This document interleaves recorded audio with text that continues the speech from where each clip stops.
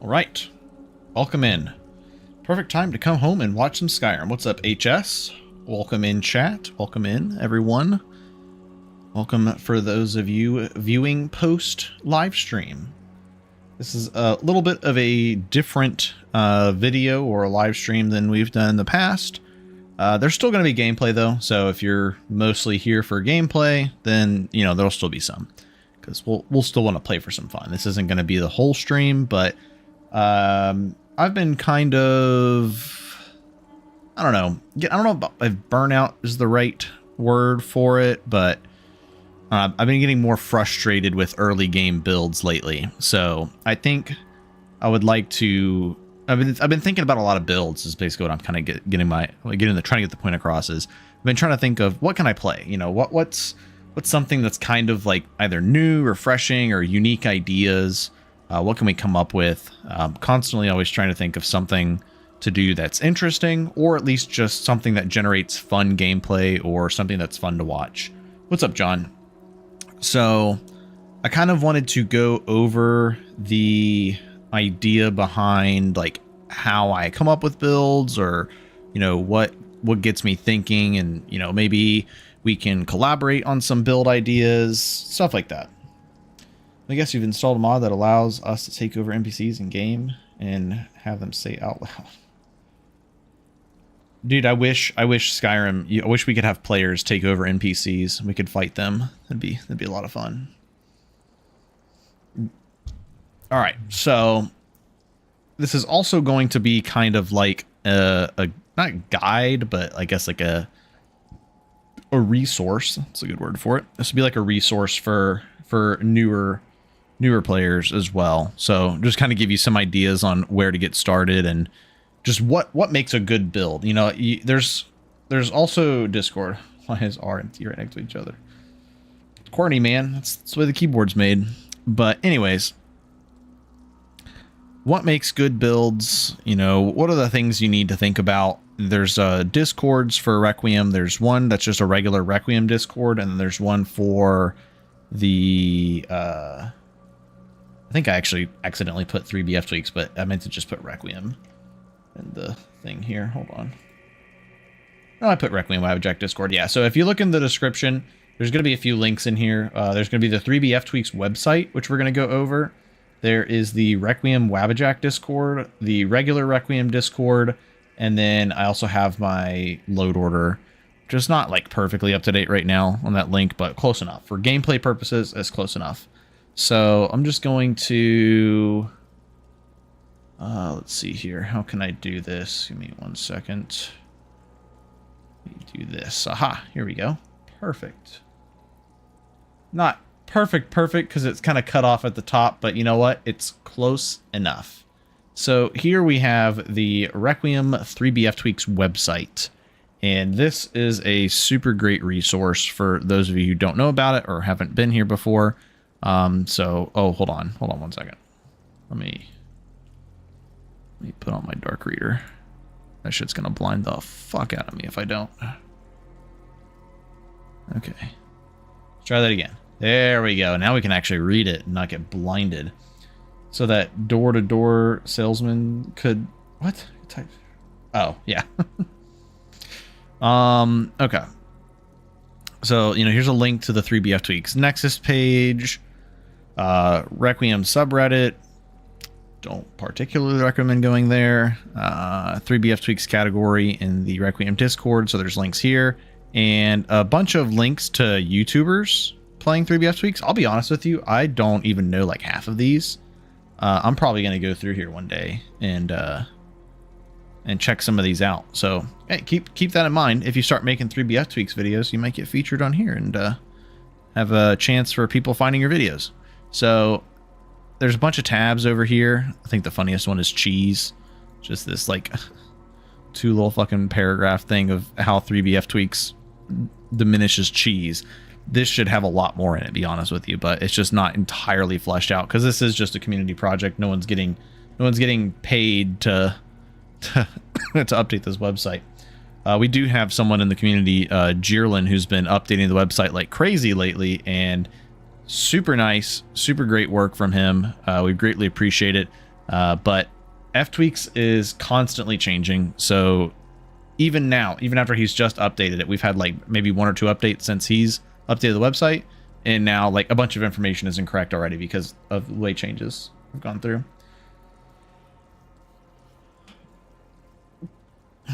Ultimate challenge mode, 6 characters. Each character only gets 3 perk trees to pick from. Get a perk. Wait, when you used a perk on a character. Interesting idea. That's a lot of characters though. So going through here, you know, this is just some general information about the mod. So good if you're like brand new to it, but otherwise what we're mostly interested in is under characters and under system mechanics.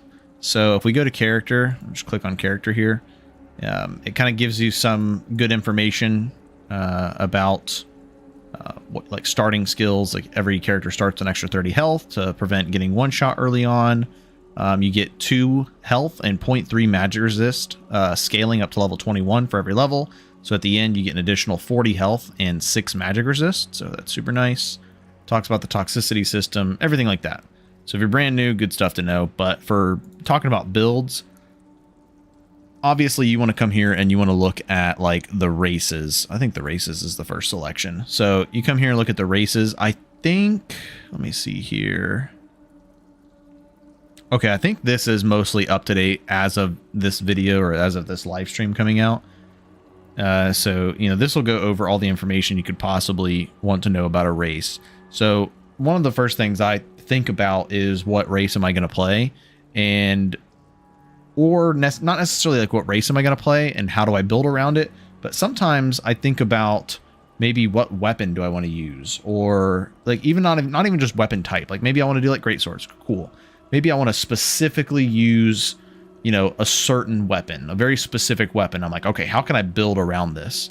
And I might look through here and see, you know, what race is going to benefit that weapon the most. Obviously, when you're doing like a physical build, you might come over here and you see like, oh, look at this. Orcs do 20% more melee damage and have decreased power attacks. That's pretty good. So, you know, for a physical weapon build, you know, obviously that's crazy strong. Some other more unique things would be, let's say you're doing a what do you call it? A Mehrunes Dagon build. So Mehrunes Dagon, one of the Daedra you can follow, get their blessing. He does not allow the use of restoration spells, but the Dunmer start off with a concentration spell, an ancestral ward here, which costs stamina. So you can still make use of a ward on a Mehrunes Dagon build. So, you know, just some like minor things like that. What's going on, Major Martin? What's up, Ice God? Yes, I also was going to go over Wolf's doc. I think some of it's a bit outdated, but most of it still stands pretty true. And it's like a good starting position for sure. What's up, Jeremy? Welcome in. So another thing you might think is like, okay, well, maybe it's just like a general build idea. I want to do a battle mage. I want to wear heavy armor, use magic, and maybe use a one-handed weapon. Maybe like a paladin or something like that. Well, obviously, if when you come over here to Imperial, you can see that they have spell cost reduction. Spell costs are only increased by 2/3 of their effective mass, and this might be a little confusing when you're reading this, but basically, they don't have as costly spells when wearing armor. So if you have heavy armor or light armor on, you know, you're going to get cheaper spells with Imperial. Granted, you know, you're going to get more bang for your buck if you're wearing a heavier armor, technically speaking. But it's just something to keep in mind. They also start off with an additional 30 stamina. Their weapon swings are 10% less when swinging weapons. 10% cost reduction on power attacks. They gain 1 stamina back while sprinting. Obviously, this is a very strong race for stamina. So if you struggle with stamina early game, Imperial's super good. You also get this effect, so that helps you cast magic while wearing armor. So this is obviously like a shoe-in to pick. Thoughts on archery builds? Not a super big fan of archers, but they're good. They're strong. So, you know, if you want to go archer, then obviously Bosmer is like one of the first things you can think of because they start with 10 armor penetration, and 30% less stamina cost while using bows. But another thing about Bosmer that is kind of unfortunate is their starting stats here. So this 85 is their carry weight. And 85 is not a lot of carry weight. So they struggle with carrying arrows a lot. So the ammunition gets pretty heavy.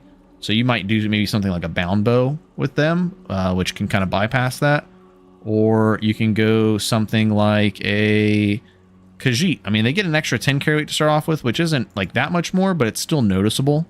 But they also get 10 movement speed, and they have a unique ability that reduces enemy armor rating by 10%.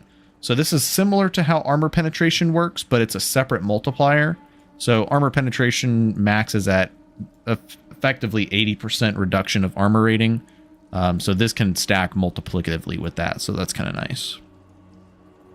But as a Khajiit, no, you'd also get some unarmed damage, so you could do like a monk. You could play like an unarmed with a longbow or something along those lines. You get natural sneak, so you can play like a little bit of a sneak archer early on. Pretty nice. Bound bow is apprentice magic, so it's level 25 conjuration. So it doesn't really take that much long. It doesn't take that long to get into bound bow.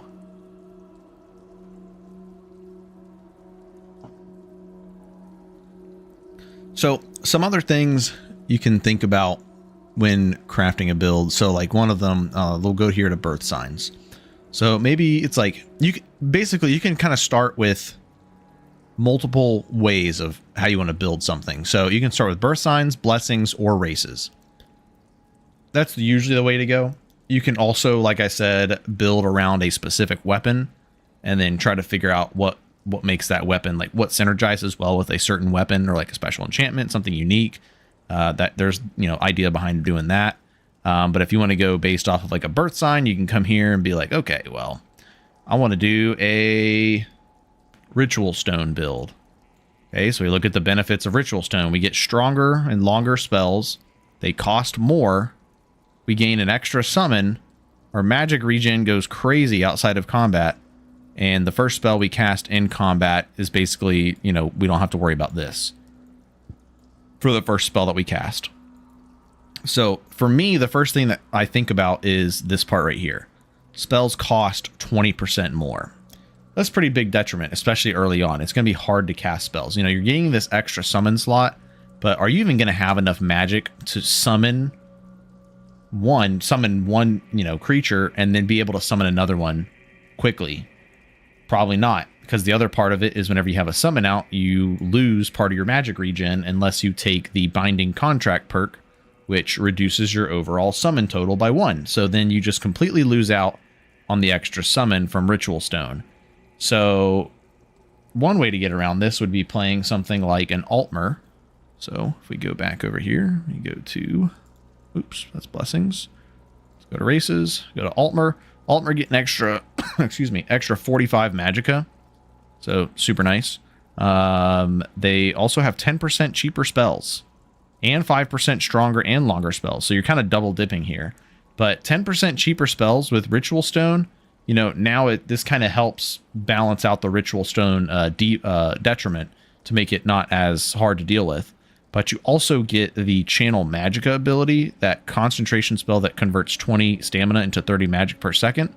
So with Ritual Stone, what you can do is right here, where it's the while in combat, having 98% or higher of your total magicka decreases spell cost by 20%. You can basically like cast, you do your spell, whatever spell it is, whether it's like summon a mud crab or something. And then you can use your Channel Magicka to get all your magic right back and then get that spell cost reduction again. So many a times when I play an Altmer, I like to go Ritual Stone because it just synergizes so well with Altmer. Altmer start off with a high magicka pool, so you're able to cast like your buff spells or your summon spells, and then you're able to convert your stamina back into the magicka to get back to that total. Do we have a... Oh man, we need to get an effigy. Oh no, we do have effigies. Okay, perfect. Here we go. Sweet. I thought we had these on here. So effigies are something unique to 3bfTweaks that is basically just like an additional enchantment slot in a way but they're set. It's not something you can customize.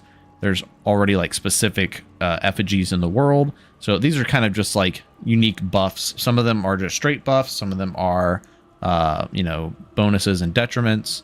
So one effigy that pairs really well with what we were just looking at is the Sorcerer's Effigy, because when you're at near full magicka, increases spell power by 10% and lowers spell cost by 25%. So once again, going back to being an Altmer, you can use your channel magicka ability to use your stamina to constantly get back to full magicka. So now when you're at full, your spells are cheaper and way stronger, way stronger. So it's a really strong combo. What's up, Zill? How's it going, man? So this is another section you can kind of come to and decide if you want to build around something. Some of these effigies aren't necessarily worth building around. Most of the time, they're just kind of something to round out your build. I think the Sorcerer's Effigy is like an exception. You know, obviously with Altmer, it's really good. You know, grabbing something like... Let's see here. This is one I haven't used. The Rogue grants a channel stamina to convert 20 points of magicka into 20 points of stamina. I could see something building around this somehow. I'm not sure exactly what you would do with this.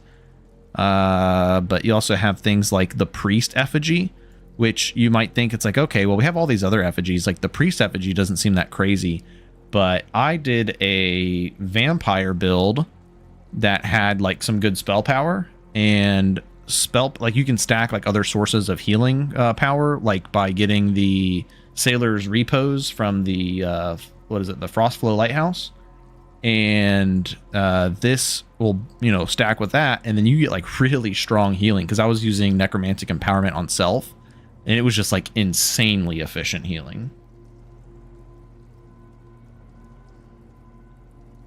The effigies are under character. If you go to character and then you just click on effigies. And I have the website linked in the description. So here you can see all the effigies, so you can kind of go over them. And I think these are pretty much up to date. So one of the like most important effigies for late game for most builds is the Juggernaut effigy. When you have to fight things like spirit werewolves or slighted, this is super nice because it grants you immunity to knockdown attacks, and that is pretty important. So one effigy you can kind of like, you know, base your entire build around is something like the Ninja Effigy. All non-illusion spells are silent, but 25% weaker. Oh yeah, HS. Yep, we got the whole specific website for 3bfTweaks. So this one's pretty cool. You can kind of play a sneak mage. Currently, there are no like sneak multipliers for magic, but there are some mods that will give you that ability to do so. That's worth checking out. You know, just some cool stuff here. Duelist Effigy, or here, actually the Evoker one's pretty cool.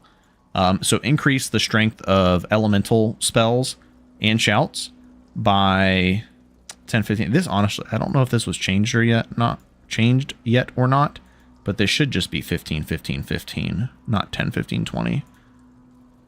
So that's something like that. I'll just have to see what's going on there.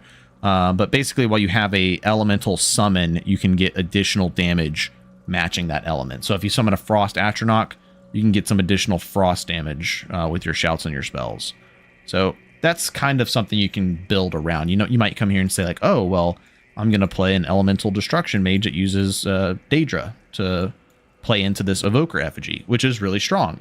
So let's use that as an example. Let's say I come here, I see Evoker, I'm like, oh, okay, if I have a Flame Atronach and my fireballs are going to do 15% more damage, that's cool.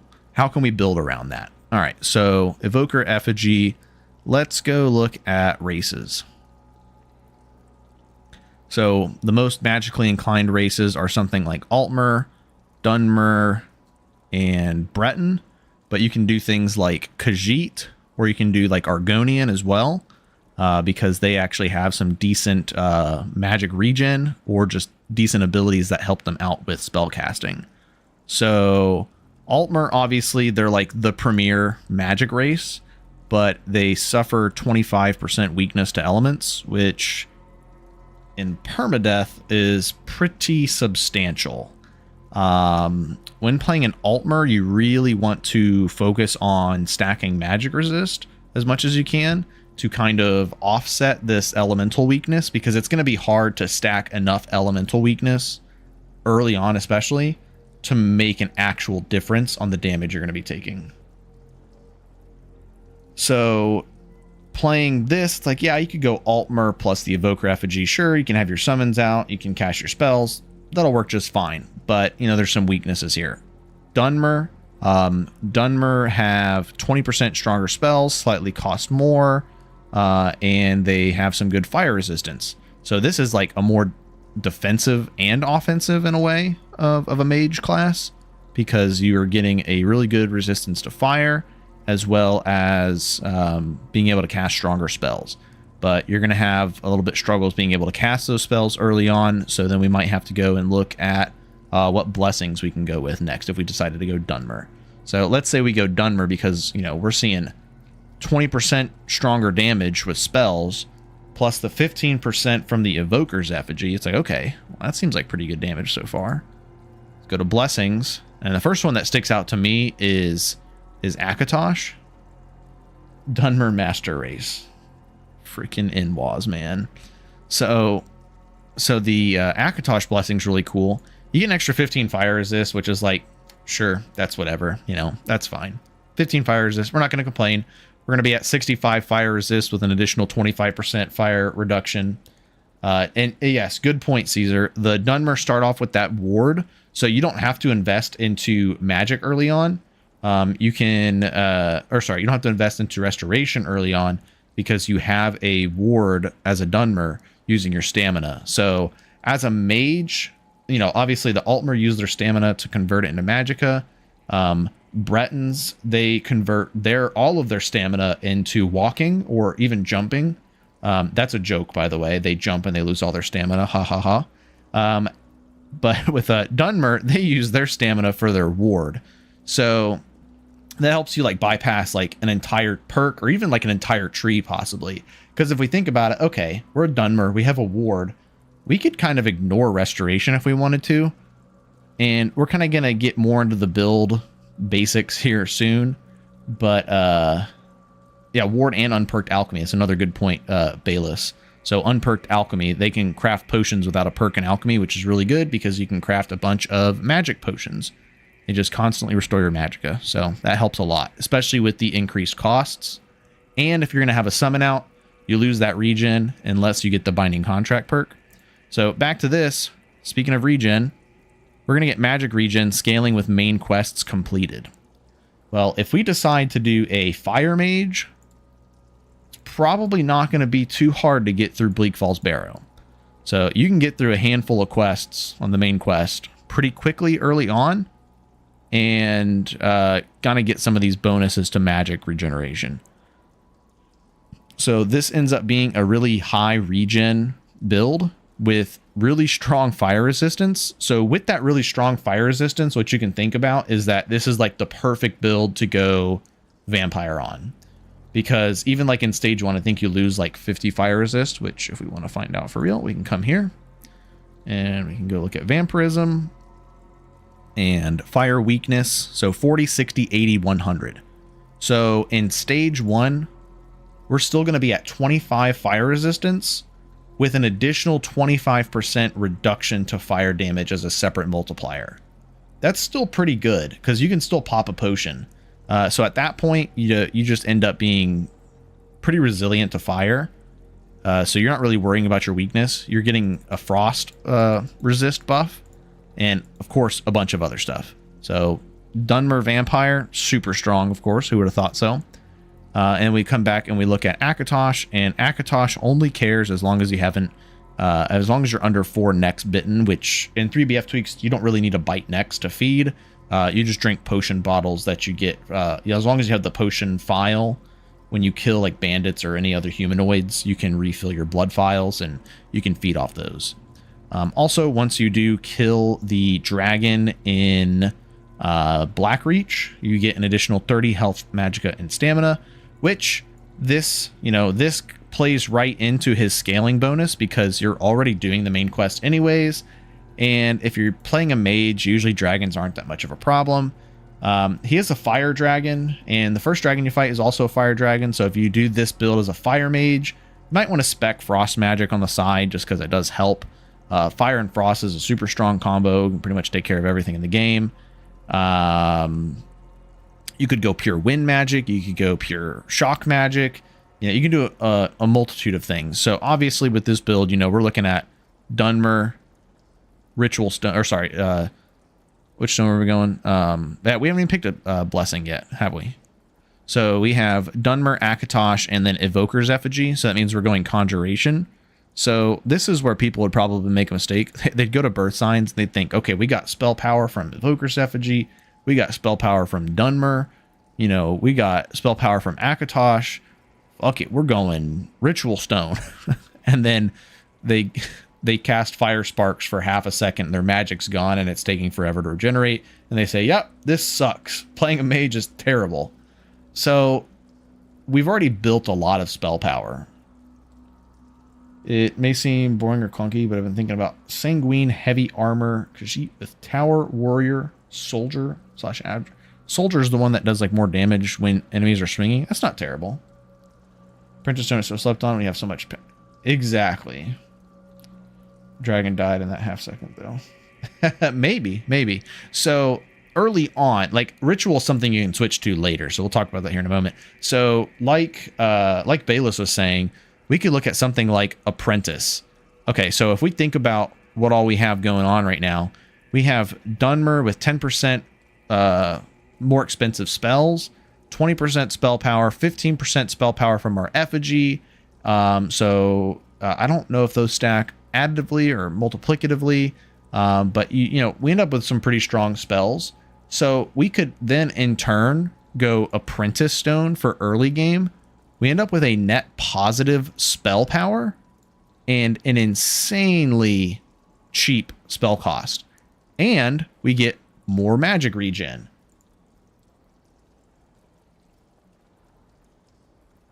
Yeah, you can also go Hermaeus Mora later on to not have to worry about using elements. But if you're already using elemental spells, and that's like your plan for the whole time, then you might not even care about it because Akatosh is going to give you more magic regen, no spell cost increase, all at the cost of 5% spell power on your fire spells. So or your elemental spells. So it's probably not even worth it at that point. Don't like Apprentice, reducing mage armor, transmute muscles, magnitude, and duration.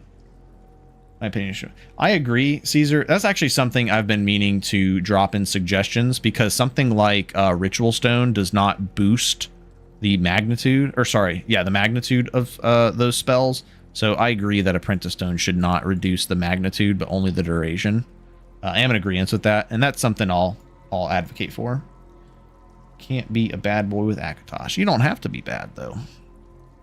Another problem I had with this is buffing. Hit the buff every 5 to 10 minutes.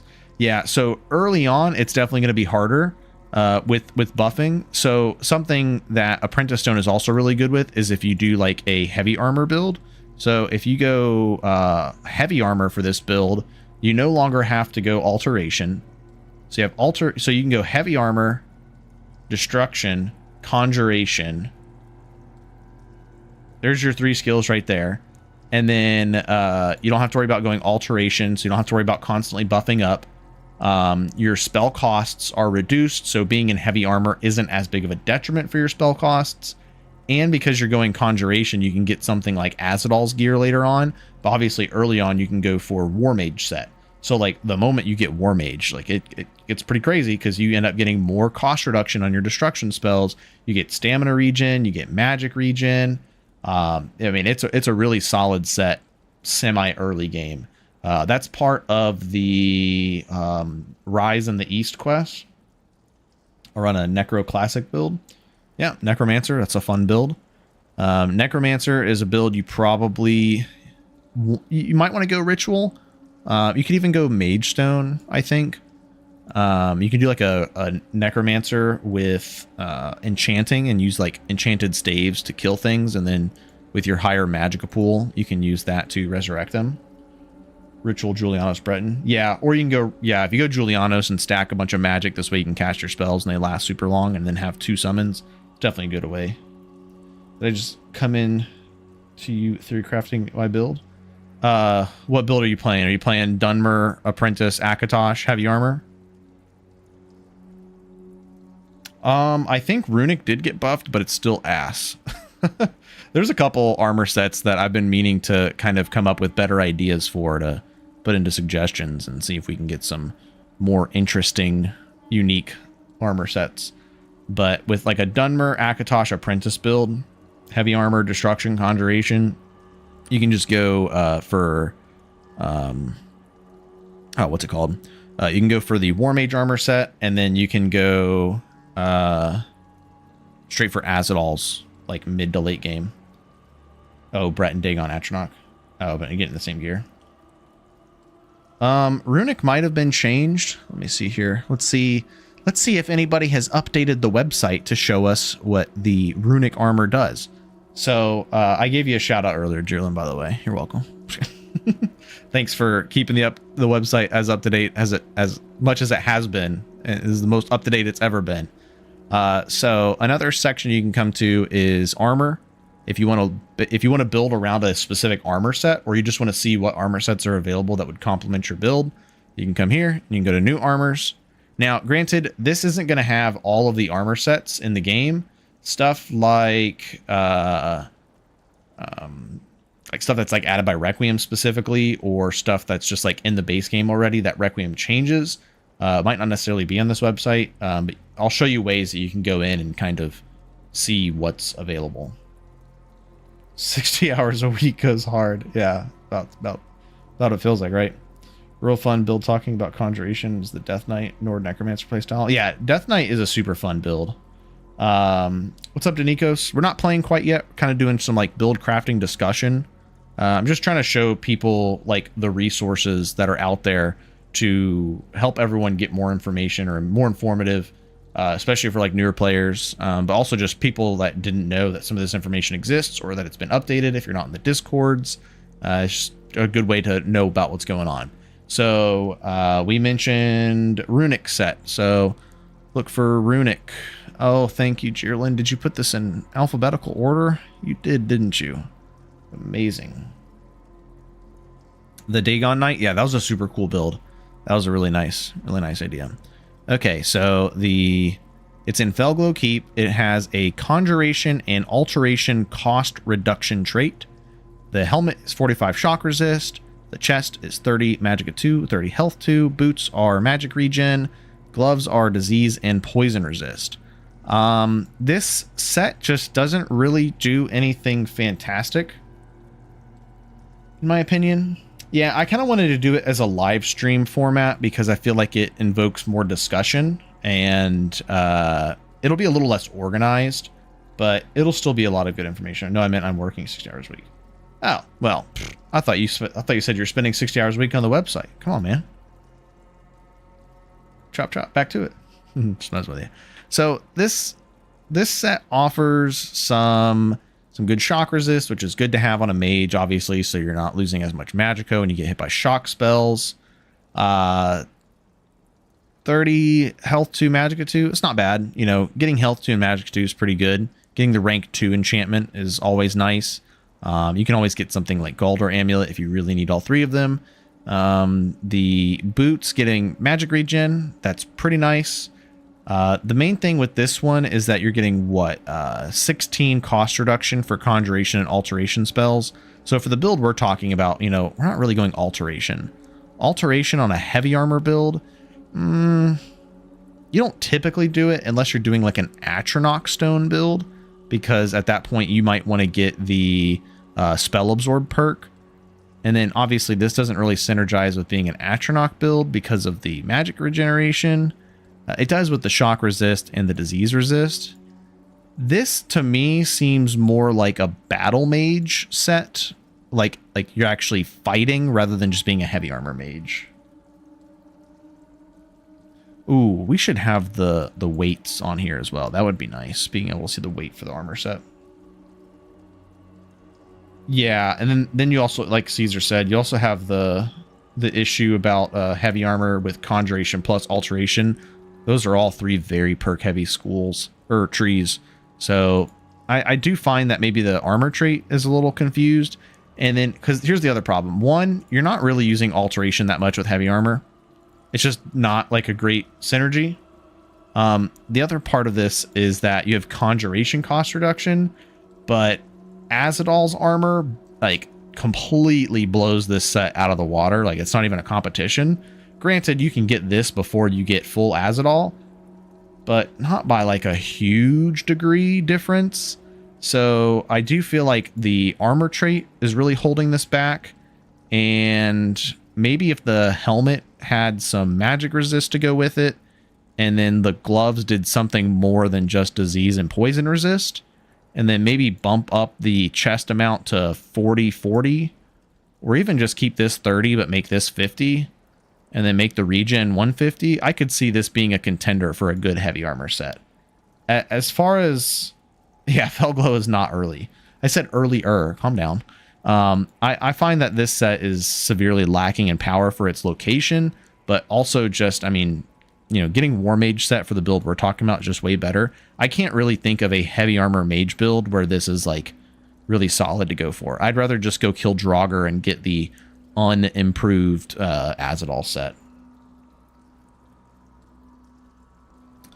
I could even, honestly, Ice God, that's not a bad idea. I could even see 3% spell cost reduction. I think a total of 8 would be a little bit too low. I'd even say, to be generous, and give it 4%. All right, I guess I gotta go do my job or something. No worries, Jerlin. See you later, man. Take it easy. I could see this being like 3 or 4% all spell cost reduction, but once again, what spell schools are you really going for when you go heavy armor mage? You know, destruction, sure. Restoration, great. Illusion, actually not terrible. Illusion heavy armor is actually pretty good. I think this could be converted more to an illusion restoration focus armor. Maybe change this to 4% illusion and restoration, and then do like 40 shock resist, 10 magic resist, 30 health to 50 magic to 150 regen, 50 disease resist, 50 poison resist. I could see that being much better.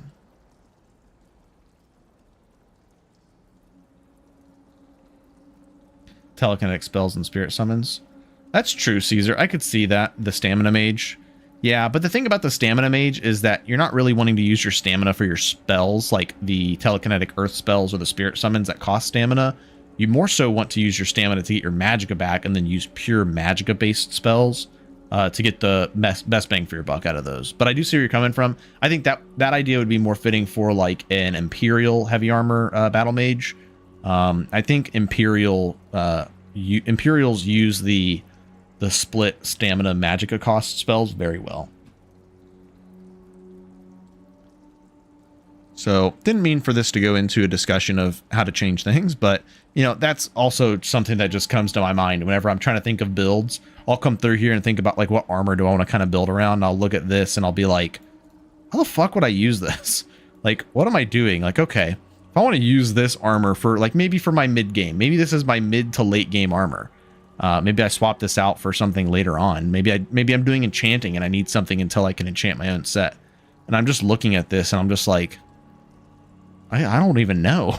Like, what am I building around here? Like, you had a good idea with, you know, doing the spirit summons plus the other thing. So I think at that point I could say, okay, well, maybe I can do an Imperial build. I can do an Imperial.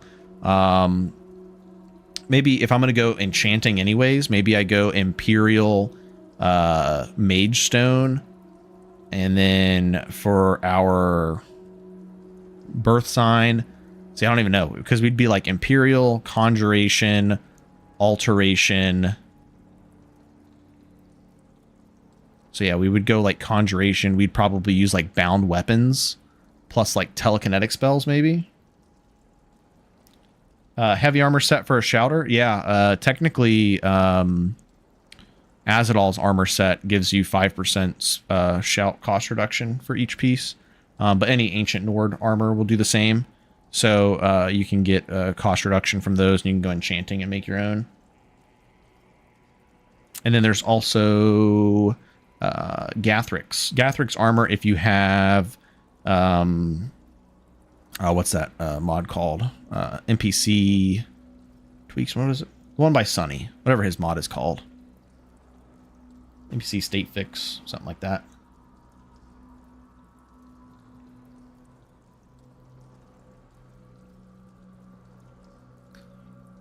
So while it is possible to kind of build around this, I do feel like this is one of those situations where you end up like going too far down a rabbit hole and making a bad build.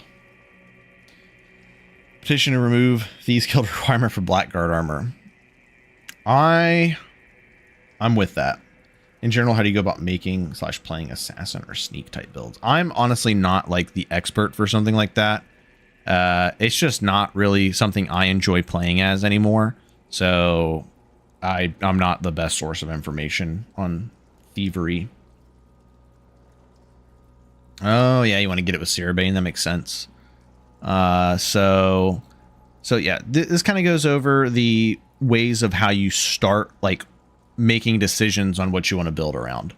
So I have something else here. Let me see here. Let me do this. And then we'll go here. I have this little document that I typed up briefly just to... This is kind of like what I think about, but in my mind, and not have it written down and just like have all this freaking information memorized. And this is kind of how I come up with builds. So once again, we go back to you can kind of start anywhere on this list. So maybe you start with what content do you want to complete and what goals do you have for your character. Maybe you want to kill Mirak. So you better start thinking about, all right, what are some like plausible ways that I'm going to fight Mirak and kill him? Maybe I only want to do Dawnguard DLC. Okay, what are some thematic builds that would fit Dawnguard DLC? Maybe I want to do like some kind of cool vampire build. Maybe I want to play a paladin. Maybe I want to play Dad. We all remember Dad. Dad was a great build. You can think about what gear do I want to wear? What in-game armor set do I want to have? Race, birth sign, blessing. And then I just have, speaking of armors, experimenting with light armor. Light armor ebony mail. Interesting. We could use some more light armors, but I don't know about ebony mail. So, first thing you think about is like, I think right here, I think there's like 3 really important questions. The details of this really scratches my brain. The stream's super cool. Haven't played too much 3bfTweaks. It's certainly the top of my list to play now. Hell yeah, Sebastian. Appreciate it, man. I'm glad you're enjoying it. And I was kind of like the idea behind this is to kind of provoke that discussion and get people thinking, get their brain juices flowing. Mostly because of the sneaking perk on it. Yeah, but that kind of gives you leeway into doing like a heavy armor sneak build, which maybe should have some benefits. So if we look here, I think the 3 most important questions when crafting a build are, what is my offensive capability? What is my defense? And what is my sustain? So you can get offense, defense, and sustain from multiple sources. So offense, obviously, the first thing you can think of is weapons. So, you have one-handed, two-handed, sword, axe, mace, dagger for one-handed, great sword, battle axe, warhammer. I just put staff. This is battle staff, quarter staff, bow, magic. Actually, I should put enchanting staves. There we go. Do that as well. So then you also have your magical sources. So stuff like enchanting. So you have magical staves. Restoration, and then all the different schools, and then I kind of just put what is in each school. And I might be missing some stuff here because I kind of like typed this up quickly, didn't put a whole lot of thought into it. So like restoration, you've got like healing spells, you've got sun spells, you've got sun weapons, which different than sun spells. Utility, so utility is things like buffs or debuffs. So you have arcane disjunction, which lowers enemy magic resist, which would synergize well with something like destruction or alteration if you're using that for your for your damage source. So, you know, you can look through here. Illusion, they have mind spells, shadow, summons, utility. Illusion doesn't really have like the best, like straight up pure offensive damage. Obviously, you have like the nightmare combo, and you have phantasmal killer, but you don't have ways of dealing with every enemy type with just illusion. Whereas something like conjuration technically has like the summon swarm spell. It's pretty ass though. You're probably not really going to use that for your realistic offensive skill tree. So offense, like I said, can come in the form of many things. So offense could be sun weapons or even just sun magic. Sun magic by itself, probably not the best offense. Against living targets, it only does half damage. Against undead, pretty decent, but super costly. So maybe you also go like sun weapons plus sun magic, you know, so that could be your offense. You could probably take care of the most enemies in a game with sun weapons and sun magic. Just go look at the other 3bfTweaks streamers right now. They're all playing speed runs and they're using sun weapons because they're so overpowered. Those will probably get nerfed, but use them while they're good. They'll still always be good, I'm sure. So let's look at conjuration. I just put the different summon types. So you've got spirits, daedra, thralls, skeletons. I just wanted to separate, even though they're both necromancy. I do find that there's enough distinction between the two types to separate them. Yeah, I agree with that, Ice. I think it would be cool for restoration to have poison magic and then just get rid of the summon swarm stuff from conjuration. I didn't even put summon swarm on this list for conjuration because it's not really like something you probably would build around. I don't think it's strong enough. The expert one is actually pretty strong, or like at least not bad, but it's still not great. Which other streams would you recommend? So I don't think this is fully updated right now, but let's see here. I would suggest going to the 3bfTweaks webpage and going down to here to YouTube, and you can see a lot of the people who are playing. I don't think RXV is on here. So another good resource to have would be go here. Okay, so just on Discord here. And so this is the 3bfTweaks build discussion page. But if you go over here to vids and streams, you'll actually see that DB Meech is streaming right now. So there's also RXV. He streams often. Just Wildy, he's been streaming again too. So a lot of people will post their streams here or even on the Requiem page under music and videos. So good place to see content. Real quick, while we're here, under the 3bfTweaks build discussions channel, if you go to the pinned comments, Meech has a build planning template, which is just pretty nice. And then Brandon here posted, I don't know if this is the most up-to-date one, but he posted Wolf's Skyrim builds document, which this goes into a lot of suggested builds that you could play.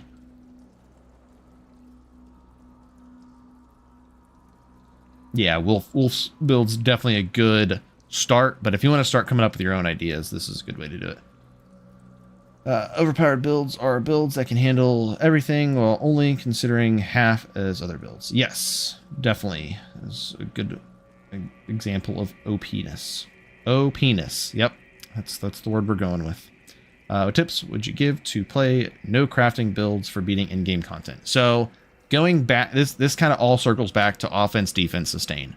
The three most important questions for your build. So offense, two-handed.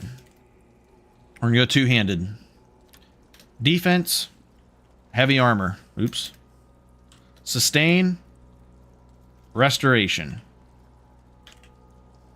Do I need crafting? Can I build around this? Probably. Enchanting would help. Let's do this. Let's go mage armor. Two-handed, mage armor, restoration. 3 skill trees. You can probably clear the whole game. I guess evasion. Evasion would be a good one, so you could do / evasion. So 4 skill trees. You know, you go two-handed, so you can decide here, okay, I want to go Battle staves. Actually, no, I don't want to do battle staves. If I do battle staves, you're going to want to go enchanting. I already know.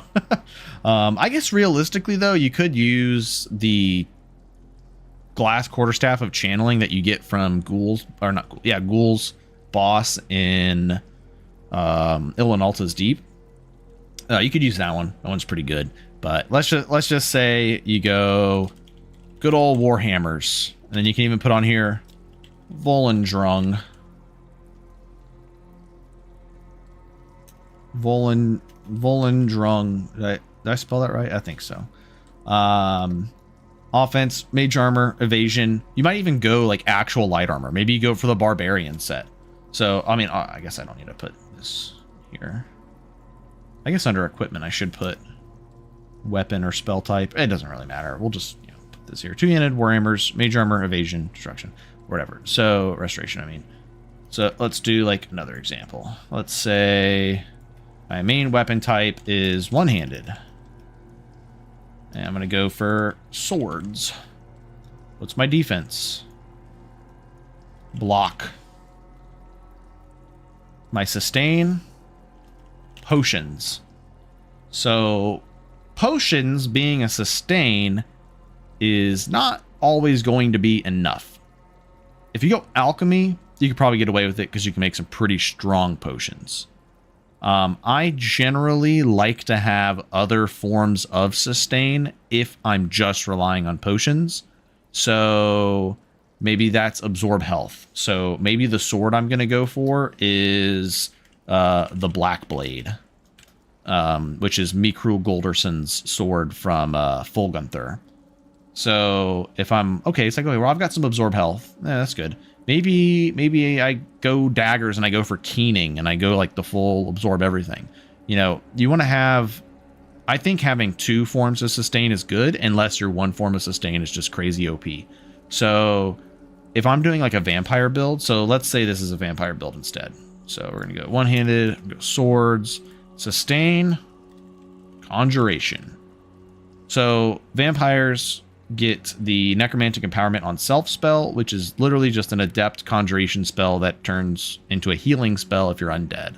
Obviously, you have two conditions: level 50 conjuration, a semi-decent magica pool, and being a vampire. Those three things don't happen at the start of the game, so you're going to have to rely on potions early on. Obviously, even if you start off with restoration, restoration's not really that crazy early on as far as the healing goes.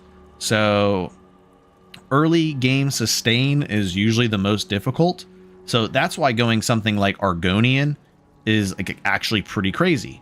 So if you plan on just relying on potions, you could go with a Argonian as a race to help your sustain. Or if you are wanting for like defense, if you want more defense from somewhere else, you could say, well, my defense is the fact that I'm a Breton Atronach build. So I am pretty resilient to magic. So then the main thing I need to focus on is armor rating. So then we go back to mage armor, we can go heavy armor, whatever it is. So the three most important questions to craft your build are going to be offense, defense, sustain. You need to be able to kill things. You need to be able to not die, which is the defense. And, well, you need to not be able to get one shot. You need to be able to heal. You need to be able to heal.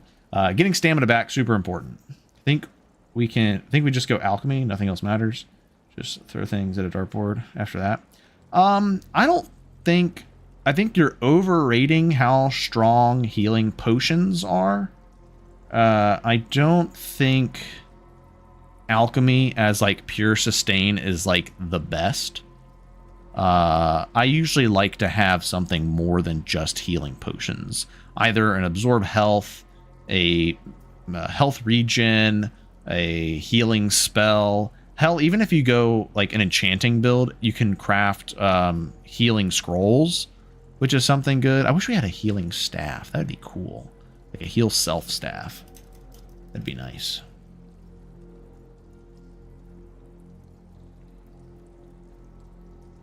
So I think, like we talked about before, choosing, you can start your build theory anywhere you want. So I can just look at this list of magic, and I can say, oh, I want to do a build based on Daedra. I just want to build around Daedra. How can I make a build that utilizes Daedra summons? Okay, well, what's my offense going to be? Okay, well, I want to summon Daedra to have them do damage, but is that going to be my only source? I kind of want to fight with the Daedra. So, you know, I'm going to do a two-handed build that summons Daedra. Yeah, I mentioned that. Enchanting and crafting healing scrolls. I was saying I wish we kind of had like a healing staff. I think that'd be cool. Like a heal self staff. So maybe our offense is two-handed. Cool. Two-handed / Daedra summons. My defense, well, to summon Daedra, they are kind of costly. I can go heavy armor, but I'm probably going to need to build around that specifically in order to cast my spells properly. But at the same time, I might not want to go with alteration. Maybe I'm just burnt out on playing alteration. Maybe I don't want to worry about, you know, having to keep up armor spells, because if I'm going to go two-handed and Daedra summons, I can already tell that I'm probably going to want to use bound weapons. So if I'm going to want to use bound weapons, you know, having to cast mage armor before a fight, summon a guy, cast my bound weapon, I'm going to need a lot of fucking magicka to do all that. So we might not even use bound weapons. Maybe that's too much of a pain to upkeep, but probably don't want to upkeep alteration spells. And evasion, that's not a defense. Evasion needs to be paired with something else. If you're not playing permadeath, by all means, play your pure evasion build. You'll be fine. You just die more. But when I'm playing permadeath, I swear, going just pure evasion is just always a recipe for disaster. I feel like it just always dies. So let's say we go heavy armor. That's our defense. Now our sustain. So now we have the option of, well, we're going conjuration. We could go vampire. It's something I always consider. If I'm going to go conjuration already, I like to go vampire so that we have good sustain. Otherwise, I go restoration here because we're already using magic. So if I go restoration, I don't know, restoration plus Daedra kind of feels a little weird. But if you think about it, we could go Daedra mage summons. Like if we go like the summon Dremora mage, maybe we summon Dremora mages and then we use restoration. What do you call that? The why can't I think of the spell name? Arcane Disjunction. So we Arcane Disjunction our enemies to lower their magic resist. And then our Daedra mage just fires expert spells relentlessly and just shreds them to bits. So yeah, fuck it. Let's go resto. Because normally I'd go vampire. In this case, maybe we go restoration. Hello King, can you make a build focused on animal summons? Yeah, we can do that next. You know, we can just restart this one. So we just did a archery based build with spirit summons.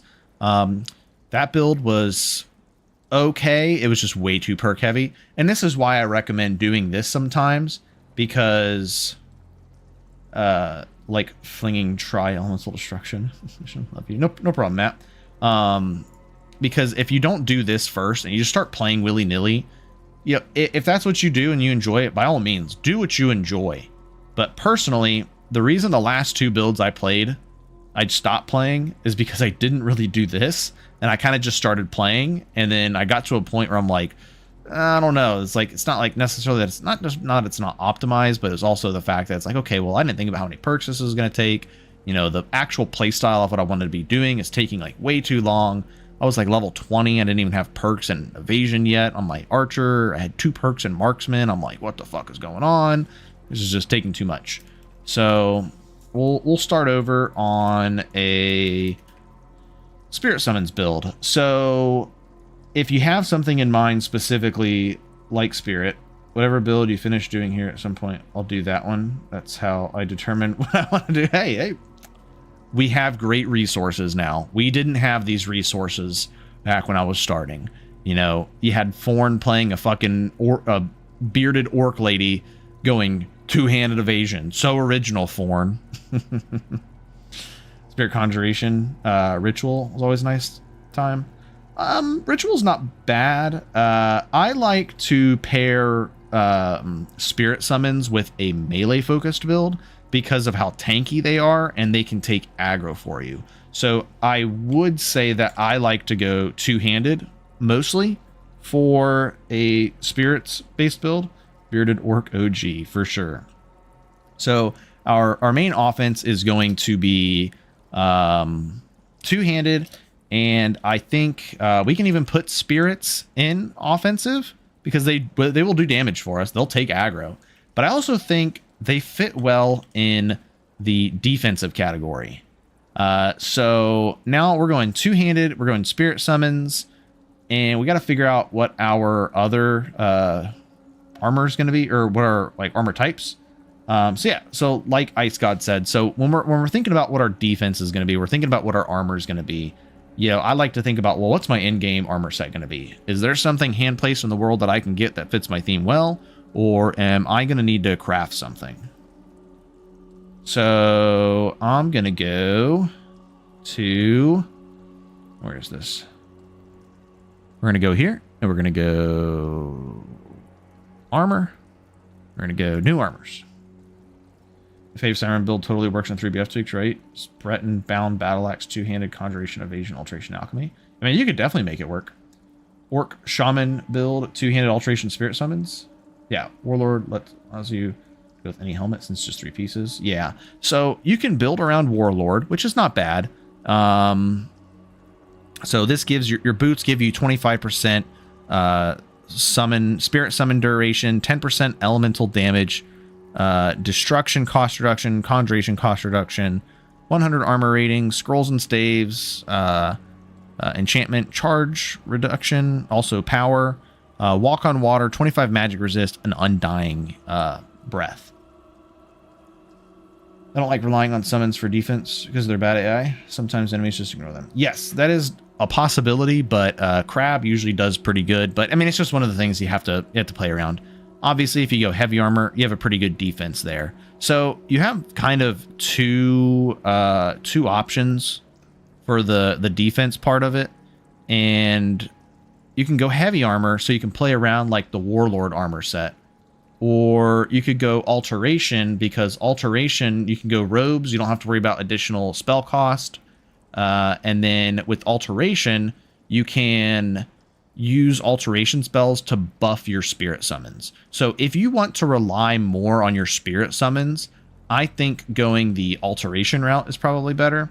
If you want your spirit summons to tank for you and you want to do more damage, then I think going the heavy armor route is probably better.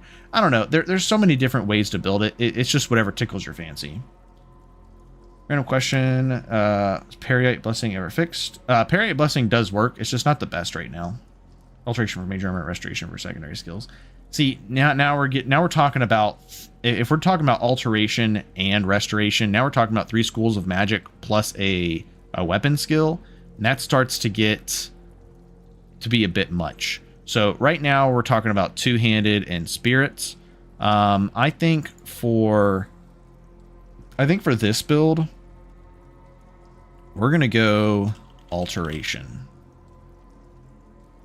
So alteration for our defense. So that means we're going to go robes. And then we're going to use transmute muscles on target and major armor on target to buff our spirit summons up. And then obviously we can use those same spells on us. So knowing that we're going to be using a lot of magic, we probably want to play a more magically inclined race and make sure that our or at least we'll get to that point in a moment. So what's our sustain going to be? Well, we talked about alteration and restoration. We could do that, or we could go vampire and not have to do restoration at all. So we'll say necro healing. Because if we go vampire, we're not going to have to worry about perking into restoration. So now, so far, we have a build with realistically already 4 skill trees. So those 4 skill trees are, I'm just going to do this right here. Let's say skills. We're going to say two-handed, conjuration, alteration, evasion. And since we're going evasion, or since we're going with robes, we're not going to have to worry about doing enchanting. So this is a build where you could very easily go no crafting. So if we did want to go crafting, we would think about what would benefit this build the most. So if you wanted to, because you are playing a hybrid build, you could actually go for the... Are you a teacher in other paradigms or just a big Requiem? I'm just a big Requiem nerd, Sebastian. Just a big fucking Requiem nerd. So if you're going for, you know, a hybrid build like this, you could actually go for light armor instead of robes. Because the Aldmeri Royal set is actually really strong, especially for a build like this. You'd get, if you're wearing all 4 pieces, you'd get 60 stamina 2. You can read it right here. You know, movement speed, undying breath, health, magic regen, spell power, more magic, armor pen, armor rating, magic resist, poison resist, disease resist. Really crazy strong set. You get more spell power out of it as well. So you could probably just wear this and then use mage armor to get additional armor rating. Like that would probably work just fine. So let's say we plan to do that. And actually, I will say, because we're going to be relying a lot on alteration to cast armor spells and the likes for our spirits, we probably want to go robes, because we are going to want cost reduction and regen like out the ass. So we're gonna plan on using robes. So I'm using robes. I don't care about doing enchanting. I'm using a weapon skill. I might even use a little bit of bound weapons. So I might not even care about smithing. That leaves alchemy. If you really want to do a crafting with this build, you could go alchemy. Alchemy would not be bad at all. So we'll just put alchemy. And then you know what we can do? We can go here and we can put under sustain / alchemy. Yeah, robes. I actually really like doing 2-handed builds in robes, because you get a lot of movement speed, and you get a lot of tankiness with the with mage armor. So something else to keep in mind is under defense we have alteration. I'm just going to change this. I'm going to put mage armor / bound armor. Bound armor gives an additional 15% physical damage reduction. It slows you down a little bit, but if you have a bound weapon out, you get your speed back. But you also get magic resist while having a spirit summon out. It's actually a really good combination. So let's think about what race, birth sign, and blessing we're going to go for. So we're going to go back to the website here. And we're going to go to races. So you have three selections here. You know, you have your race, your blessing, and your birth sign. And we're playing a hybrid build, so we need to come up with a combination of something that's going to help us with both stamina and magicka. Obviously, our main damage output is going to be coming from physical attacks. So we need to make sure that our character is going to be able to deal with stamina. And you can either do that with the main ones would be your race or your birth sign. So you could go something like Imperial, which is just really good all around. You know, you're going to have great stamina with this. You don't even have to worry about what your birth sign or your blessing is going to be with Imperial. You know your stamina is going to be good. And then you can use your birth sign or your blessing to bolster your magicka to help that front. The other option would be something like, let's see here. Khajiit is not terrible. Khajiit's going to get faster casting spells, which not really super beneficial for this build. You're going to get additional movement speed, which is always nice. Some extra armor penetration, which you can never go wrong with. Does have the strong stomach, and since the mammoth cheese item now gives like a sizable amount of magic regen for beast races, it's actually a pretty good mage food item. Another option would be Nord. They start with a lower amount of magic, but they have decent stamina, but they don't lose magicka on hit. So if you think you're going to be taking hits, you could go Nord. But for this type of build, you know, your summons are going to be doing a lot of tanking for you, and you're going to be smacking enemies from behind. So probably not really going to care about that too much. Breton would be really good defensively because of like magic resistance, longer lasting spells with your alteration and your conjuration spells. But the main issue with this one is going to be increased 15% power attack costs. it's going to make it really hard to play two-handed. You're going to have to focus a lot into stamina. And Bretons, while they have good magic abilities, they don't really start off with a super impressive magicka pool, which can kind of make it hard to play this hybrid focus build. So I think Breton would kind of get put out of it. Argonians are just a very well balanced overall balanced race. You know, they've got some good resistances. You've got some natural healing. The main issue with Argonian is that they don't really start off with a lot of great stats. So, you know, we're going to have like okay stamina, small health pool, small magicka pool. It's going to be hard to get going with what we want to do. Nord has a nice bit of flavor if you want to RP Northern Shaman type of thing. Yeah, so you can also take RP into consideration. You could do something like that. If we're planning to go vampire like we are, then of course, anytime you're thinking about going vampire, a strong recommendation, or, you know, it's always worth thinking about if you want to go Dunmer.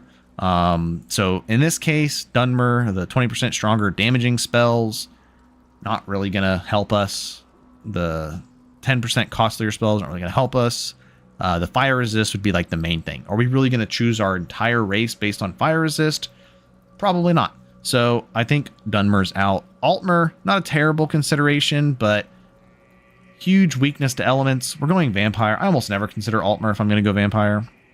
I think that one kind of kicks the bucket for us. So Redguard is another consideration. Really good stamina. Really good stamina consumption, or lack thereof, I should say.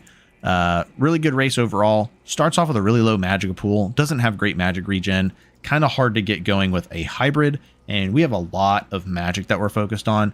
So I think the best starting race for a build like this would actually be Imperial. So start off with 115 health, 105 magicka, 115 stamina, but a bonus 30 stamina. So you really start off with 145. The one thing we do lose out on this, though, is this spell cost right here. It's not really going to affect us with the robes. 150% casting speed? What? It's not 150%. Is this their typo? No, it's just 50%. It's just 50%, Sebastian.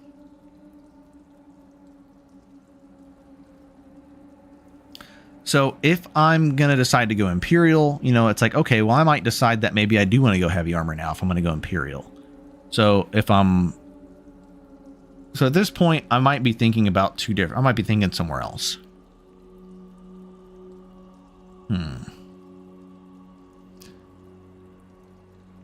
So we're going...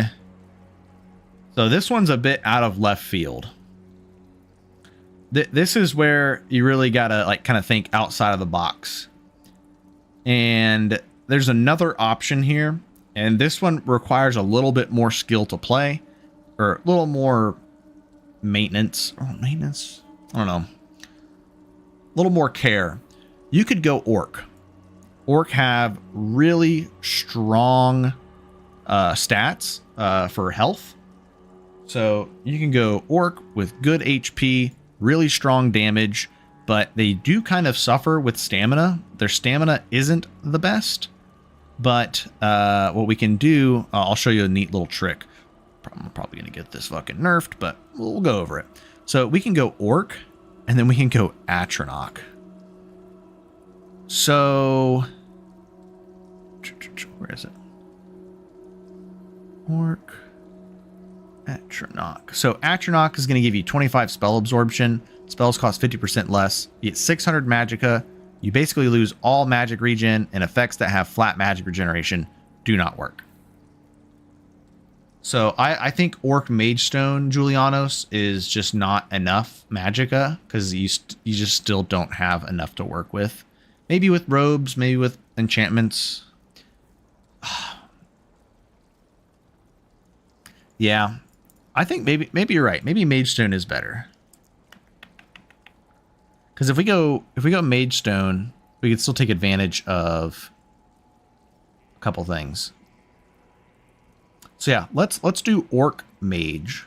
Orc Magestone Julianos, I think is a good pick, Denikos. I think that's a good pick. So that's what we're gonna do. We're gonna go Orc. We're gonna go Magestone. And We're going to go...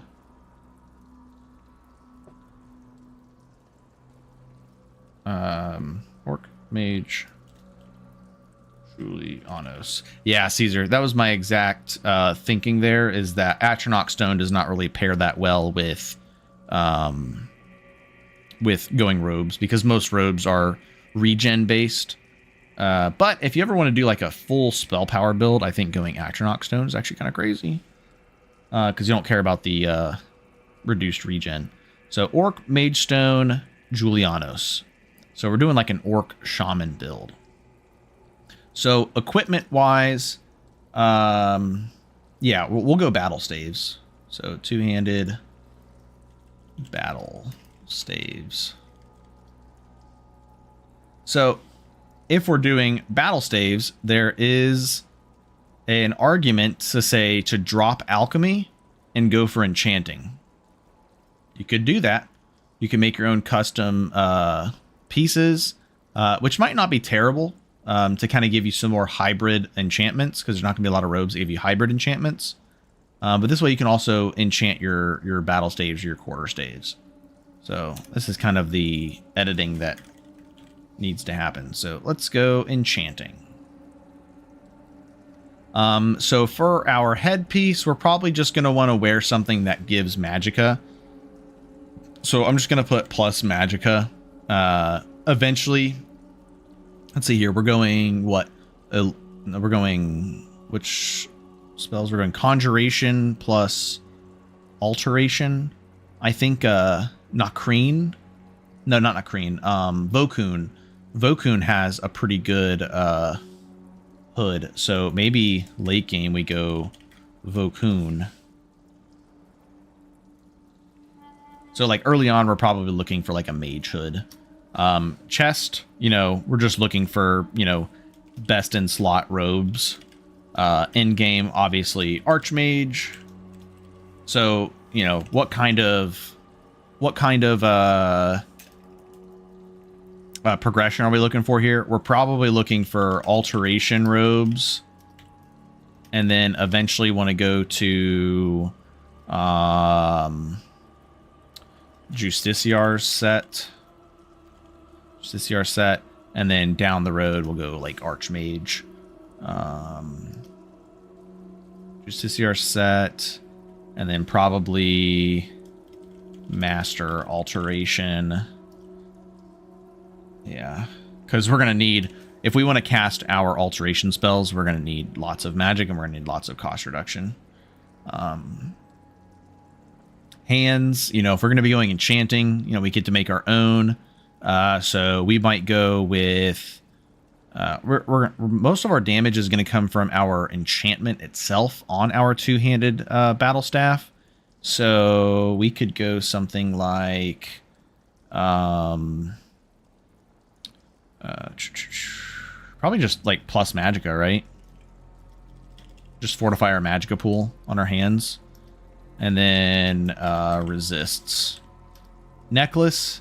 So we're probably, before we get Archmage robes, we probably want Galder Amulet here. Just so that we can get our Health 2 Magic 2. Usually a lot of times when you go robes, you probably want Health 2 Magic 2 and Stamina 2. Because you're not getting those from most robes. Or regen. Yeah, could do regen. Ring, probably just want magic resist. Effigy, I actually really like sorcerers, because a lot of what you're doing is buffing up outside of combat. So we'll go like plus magicka, plus regen. The good thing about orc is that they hit hard enough already.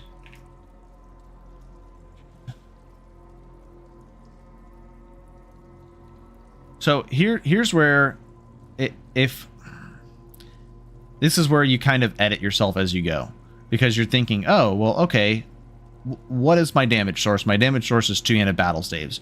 What form of damage is that coming from? Is that coming from the physical side of things, or is that coming from the enchantment? Okay, it's mostly coming from the enchantment. Maybe I don't want to go orc then. Maybe I want to go red guard. So if I go red guard, I'm going to get faster swing speed, better stamina management, but less health. So I'm just going to want to focus on using stuff like transmute muscles. I tested battle staff perks do not affect the bound weapon enchantments. So I personally don't like them as bound weapons. Yeah, we wouldn't be using bound weapons on this one. Unfortunately, it wouldn't work well with the bound weapon. So I think if you were to take this in another direction, let's do this actually. Hold on, let me copy, paste.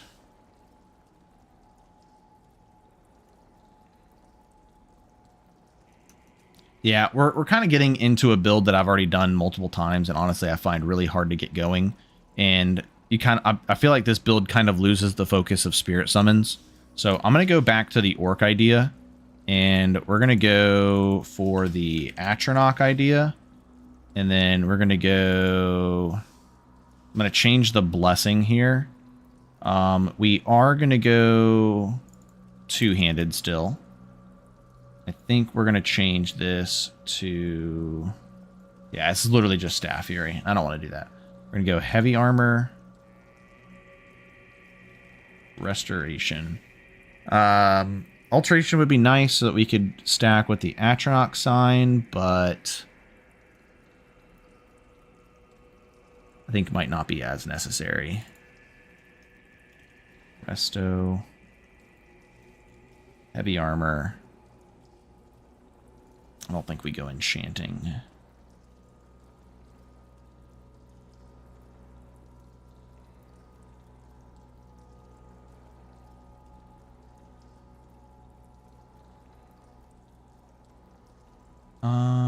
Okay, so let's go back here and let's look at the blessings.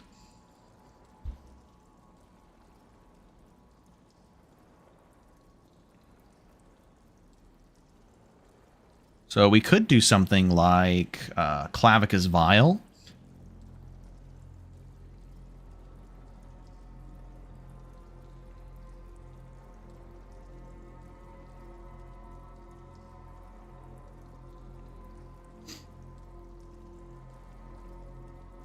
Clavicus Vial wouldn't be terrible for late game for this build. I'm thinking about doing not Vampire. Because I kind of want to use Restoration. But I'm wondering if that's even necessary. So this is kind of like the internal battle that I always have when I'm coming up with builds. Like I'll think of something, I'm like, oh, this has nice energy, and I start building it, I'm like, oh, well, maybe I want to do it this way. And then I'm like doing it this way, I'm like, okay, well, that just completely deconstructs everything that I've already done. Maybe we just keep it all Conjuration, right? Maybe we just say no to Restoration.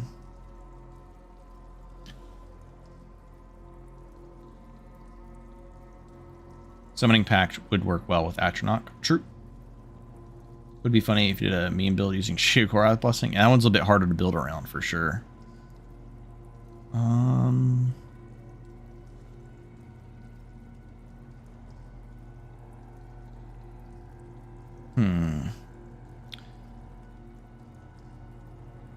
gonna go two-handed spirits.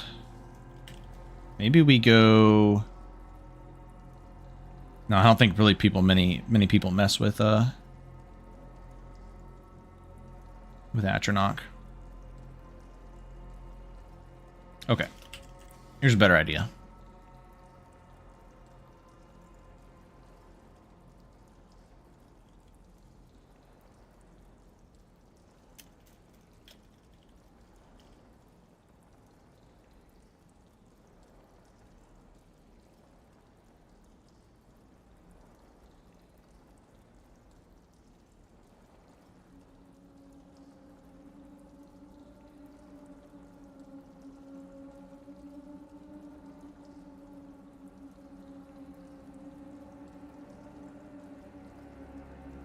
So this would be more of a not full-on shout build, but you would get to take advantage of shouts more frequently than you would with most builds. Two-handed, you can go battle axes. So we're going to go battle axes. Equipment, we're going to go Azadals.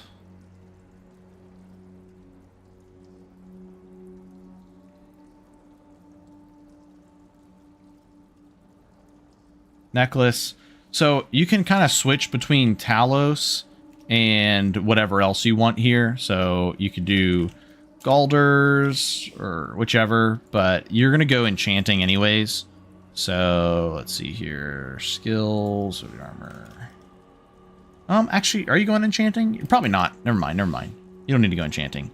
So you can go Galders, Ring. You're just going to go MR. Effigy. You can kind of play around with whatever effigy you want here. Being that we're only going one school of magic, we can just go Conjuration Effigy. Well, actually, we don't really need that because we're going Atronach Stone. We'll look at the effigies here in a moment. Nord Atronach is just so easy to build around. It's crazy. Yeah, Nord Atronach is really nice. Would a Brawler Warrior who also summons spirits or something consider? Maybe Alchemy for Sustain. We can do a Brawler version. That'll be a very different build. So we'll do that one next. So let's see here. So we're Nord, Atronach, Talos. We're going to go Vampire. So we're going to end up with like just absolutely tons of resistant frost resist. So we'll just need to make sure we build around fire resist. So I'll go Vampire. So actually, I think Necklace, we go Fury. Necklace of Fury. And then MR or fire resist. Probably just going to want to focus on fire resist. So yeah, this is one I've actually considered doing. This is a pretty fun build. Just, you know, you have an in-game armor set that pretty much does everything you want it to. The way you get Magicka back is, you know what? I guess we do need to go enchanting.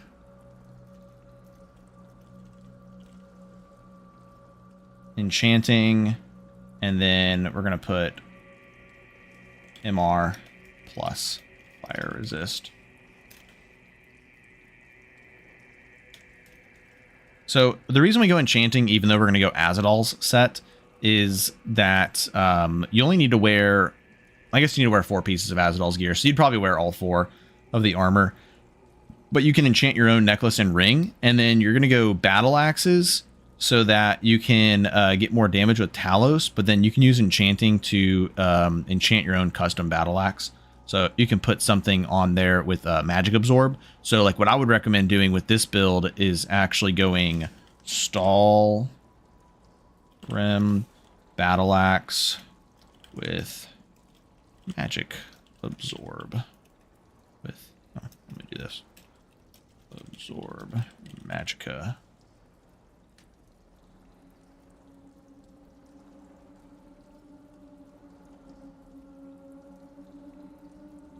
So you can do something like this. So you get your Magicka back. One other thing to consider is that whenever you're, even though it's just 25% from the Atronach Stone, late game, if you're stacking a bunch of magic resist and you're not taking a lot of damage from magic spells anyways, like 1/4 of the time you're going to absorb those spells. So you're not going to take any damage and you're going to restore your Magicka. So late game is full of mages. You're going to be getting your Magicka back a lot. As long as you have good sustain, which having Necromantic Empowerment on self is actually really strong. So you're able to heal back up pretty easily. And 1/4 of the time, you're just getting all your Magicka back. So let's pop into game real quick just to see how a build like this would work out perk-wise. So what I do is I just come in here, pick my guy, let the game load. Give it a second.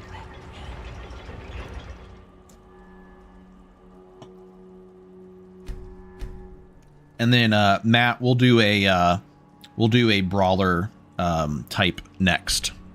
I have an idea for that.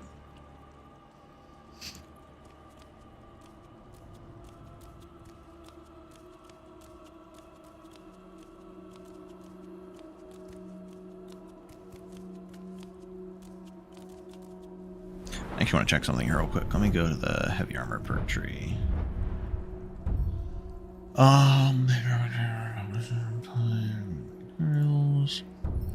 10% less. I don't think it really matters too much. Okay, so obviously if you're not playing with my ftweaks or my gtweaks plugin, which I did post on the Discord. In my personal list, which I actually messed one of these up, I need to fix that. In my personal list, these 3 perks right here, these are the elemental, this is the poison resist, elemental resist, and magic resist perks. They're pretty important on a heavy armor build. I removed them and I tied them into the combat casting perks, but then I increased the level requirement of each of these to reflect the old resistance perks. So the reason I did this is because anytime you play a heavy armor hybrid build with casting spells, all the perks you would take in heavy armor are the equivalent to the amount of perks you would take in alteration and then just go robes. So like from a meta gaming standpoint, it was always just better to go alteration because you got so much more utility out of your build. I wanted to make heavy armor casters have some kind of, not bonus, but just better reason to go heavy armor casting. You could go Julianos for the stronger enchantments, but I like the extra 30 shout cost reduction, and this build is going to lean more into the actual physical damage and less of doing damage with the enchantments, because we're going to be relying on, the only enchantment we care about is the magic absorb, and as long as you're absorbing some magicka, you're going to be fine. Like early on, you're probably going to go for, I don't think there is a battle axe with magic absorb on it early on, but you'll want to enchant them early on as you go. What's up, Acidic? So I would just count out the perks that I'm going to do. You know, I like to count out perks for like with everything at level 50 and then everything like maxed out where I want to be at the end. But I would just say like 1, 2, 3. You could probably get away with not taking this perk, but we're going to take it anyways. 4, 5, 6, 7, 8, 9, 10, 11, 12 if we're counting those 3. So we'll keep in mind that there's 3 extra perks we're taking if you're including these ones. So that's 12. Two-handed, we're going to go 1, 2, 3, 4, 5, 6, 7, 8, 9, possibly 10. Yes, 10. So we're at 22 perks already. 22 perks and only 2 skill trees. We'd be at 19 if it wasn't for those 3 extra dumb perks. So we're at 22, and then we're going to go to Conjuration, which is another perk heavy tree. You could go bound weapons. It is going to be more perk intensive, but it is definitely a possibility. The good thing is for spirits, there's not a whole lot of perks you need to take. Just 1, 2, 3 for spirits. Eventually you can take this if you have the extra perks, but it's not super necessary. 15% cost reduction on an Atronach build is not that big of a deal. I don't know if I already said it because my short-term memory loss, but what's up, Acidic? Welcome in, man. Just doing a little build discussion here. Just some build examples. So, you know, there's 3 perks here. Obviously 4, 5, 6, 7, 8, 9, 10, 11. So we're at 11 perks. So far 33 perks. And then we still have enchanting. So enchanting is 1, 2, 3, 4, 5, 6, 7, 8, 9. So right now we're at a total of 41 perks for a maxed out build. So obviously subtract the 3 perks you start with. That puts you down to 38. The 3 perks you get from Augma Infinium, that puts you to 35. And then if you do any black books, I usually like to account for maybe 2 black books at least. So if we do 2 black books, that puts us at 33 perks needed, meaning we got to be level 34. That's not like a terrible, I usually like to be between level 30 and 35 for end game builds. So I think this is a good way to do it. Yeah, I have, if you go under unofficial releases, I uploaded it for Kai. It's on there, on the Requiem Discord. So far, you know, we said, what, level 34?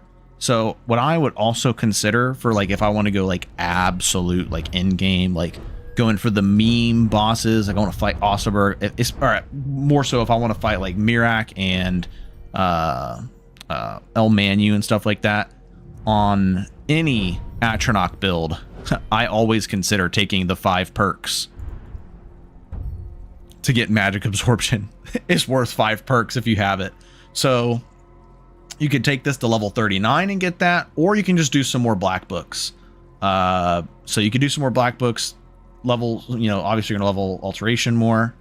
Yeah, dude, I don't care. Anything that I post, I think I've said this before, I don't know if I posted it, but any plugins that I create, everything's completely open perms. You don't even have to credit me for it. I really don't care. I'm just here for the community. So yeah, you could take the 5 perks here, get an extra 20%. I beat Mirak with only alchemy. You pickpocket a poison into him, Daedra Heart poison. So yeah, I mean, that's honestly, this is a solid build. This is a really fun build. Might be something that I do in the near future. Maybe it's what we play today. I don't know. Probably gonna play a little bit. No problem, Ghoul. So yeah, I would go back into here and put my stuff in. So levels 1 through 10, probably just bandits. Levels 10 through 11 through 20. We are Atronach stone. We are frost resistant, so I'm probably going to go for Draugr. Slash, probably do some Falmer content. Maybe build up some poison resist and try to get some early game Falmer content done because we have good frost resistance. Killed Mirak by lacing his skooma. That's a good way to do it. Let's see here. 21 to 30. We are in a Talos build. So dragons. Obviously, if you want to max out Talos, there's gonna be a lot of fucking dragon fights. Hello, puppy dog. The pup is here to say hello. So fighting dragons, the spirit spiders, like the expert level ones, are really strong against dragons. So you can go like that, or you could make the switch over to Warhammers just so you could hit them harder. But I think with battle axes, probably be fine enough. Thinking about heavy armor dual wielding build. Let's see, let's go on red guard, cheap rear steed, Stendar, tool swords, and going deep into smithing. Go with Daedric armor, dragon bone weapons. I mean, I think it definitely work. I think heavy armor fits it really well because even without like the evasion damage boosts, you still get a lot of damage through dual wielding, but you sacrifice defense while dual wielding. So going heavy armor definitely helps. Spinning lightning, but have to hit the hay. Good luck in your build. Hey, appreciate it, Zill. Take care, man. So yeah, I mean, I think this is a pretty solid build overall. The only thing we didn't do was select an effigy. So come back here. The effigies. Oh, I know exactly which effigy we'd want. We want priest effigy. I did this on my Breton build. Priest effigy is really good. I like it a lot. On a vampire necromantic empowerment build. Priest. Because Azadals makes our conjuration costs like so dirt cheap. Don't forget the 2 speech perks. You're correct, Raywa. If we're going to be fighting as many dragons as we're fighting, it is important to get those 2 speech perks. So maybe you just pass on the alteration. You know, if you really want to grind those last, you know, few levels, if you want to go up to level 40 to get alteration 100 and get the spell absorb perk, you can do that, but totally not necessary. All in all, you can end that build around 35, 36 if you do a few black books and get everything you need. So yeah, we got Nord, Vampire, Atronach, Talos, two-handed spirits, heavy armor, necromantic empowerment. We're going two-handed conjuration, heavy armor, enchanting. We're using a Stalrim battle axe with absorb magicka. So if you're wondering how we get Stalrim, since we're not doing smithing, you need to get the black market power from Ben Congerike, Black Book. Look at the synergies already. We got to do black books. We got to get the black book power. So we get the black market ability. We're able to buy that Stalrim battle axe. We get max absorb magicka on that baby, and we get some good magic back. Then after Alduin, you go to Soul Cairn and suddenly have more perks than you know what to do with. Yeah, that's very true. Honestly, that's how I feel. I don't know. Like, I understand, like, obviously you need, like, I just think the overall amount of enemies needs to be reduced because you reduce the absurd challenge there, but you also reduce the absurd amount of insights there, which I think is fair. And I'm starting to feel the same about Blackreach. Blackreach feels like it's giving too much. So armor wise, you're going full Azadals. You could, in turn, if you wanted to make your own enchanted set, you could definitely do that. Since you are going full enchanting, probably not super necessary, though. Azadol's is pretty strong. You could also use the armor from Gathric, from Ironbind Barrow in the meantime, until you get full Azadol's, which is super nice. And then necklace, you know, and ring, you can just hunt for peerless jewelry early on. Then when you get capped enchanting, then you can go and make your custom enchantments. Effigies early on, until you get the vampire, until you get, you know, your necromantic healing with priest effigy. Then you can probably just use like the conjuration effigy or anything along those lines. How do you install your G-Tweaks? Just drop it in. Yeah, just make sure you drop it in after F-Tweaks. If you really want to see the full scope of what G-Tweaks does, by all means, please open it up and X edit, because it's more than just the heavy armor perk changes. So shouts, this build gets to take advantage of a lot more shouts. So you get to use like Predator's Might, and then you don't have to wait like super long until your shouts are ready to go. So I really like using like Predator's Might, like, you know, a few moments before you enter a battle, because your shout meter is going to come back, and then you're going to be able to use more shouts. So you can use things like Elemental Fury on this build and get like super fast axe swings and get more of your absorb magic procs. You can also use like the AoE Frost Breath, Fire Breath, Lightning Breath shouts to kind of help with more AoE damage, since you're mostly single target. Obviously, you don't want to blast your spirit summons, but there's some really cool things you can do with shouts. I think would be really fun with this build. I've been having this idea lately that I kind of want to do like shout benefiting builds, but not like full on like only relying on shouts. So I think this is a build that I do want to try in the near future, because I think this is a really cool idea. So we'll do one more suggestion from Matt, which was he wanted to do another version of the spirit build, but with unarmed. So he wants to do like, I guess, kind of like a monk shaman. It's kind of like the vibes that I was getting from that idea. So we'll do something like this. Let's get these bad boys out of here. Oops.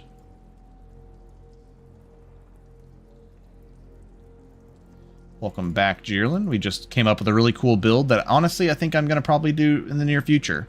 Nord Vampire Atronach Talos, going two-handed plus spirit summons, plus heavy armor. So two-handed conjuration, heavy armor, enchanting.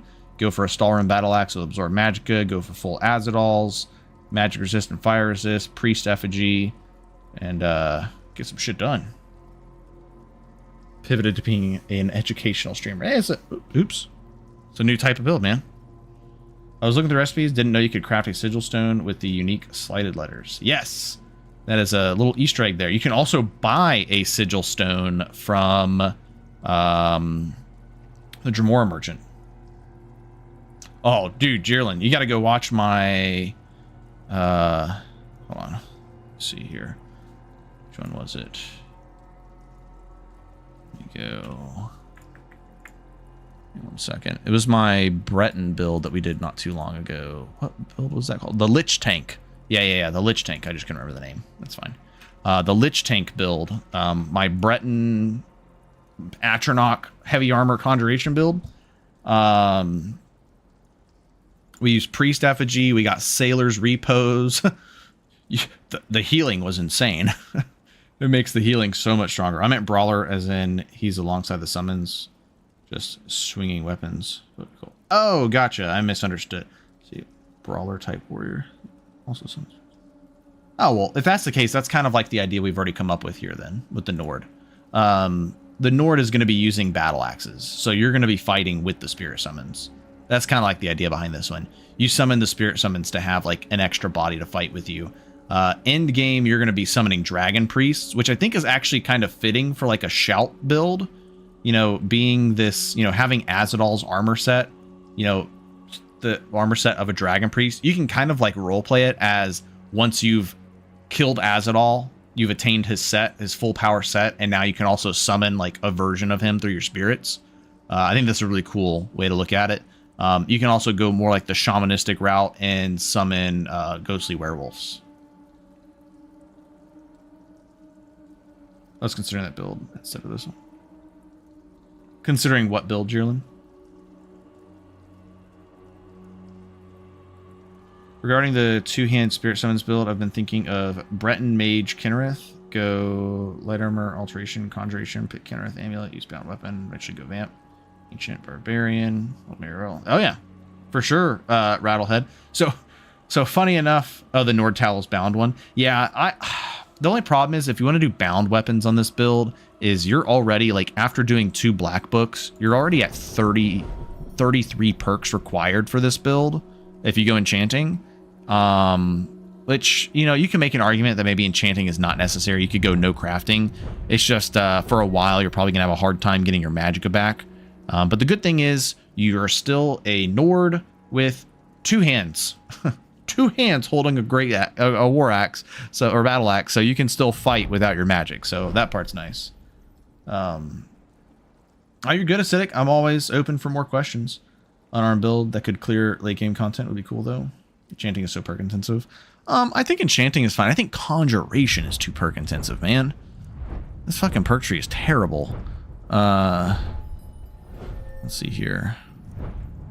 Where are we at with conjuration? I don't even know how to make it less dense either.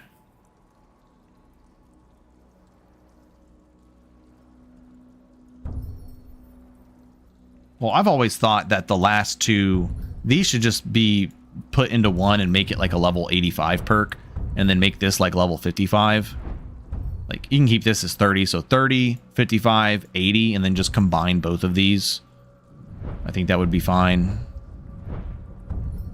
I think necromancy and ritualism should just be combined, but make it like a level 35 perk or something.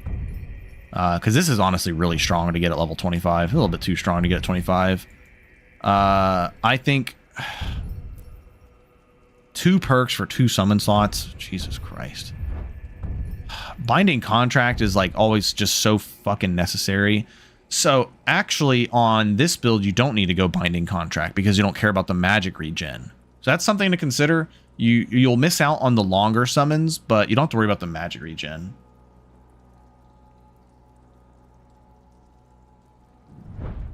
It's only 5 levels though for the silver one.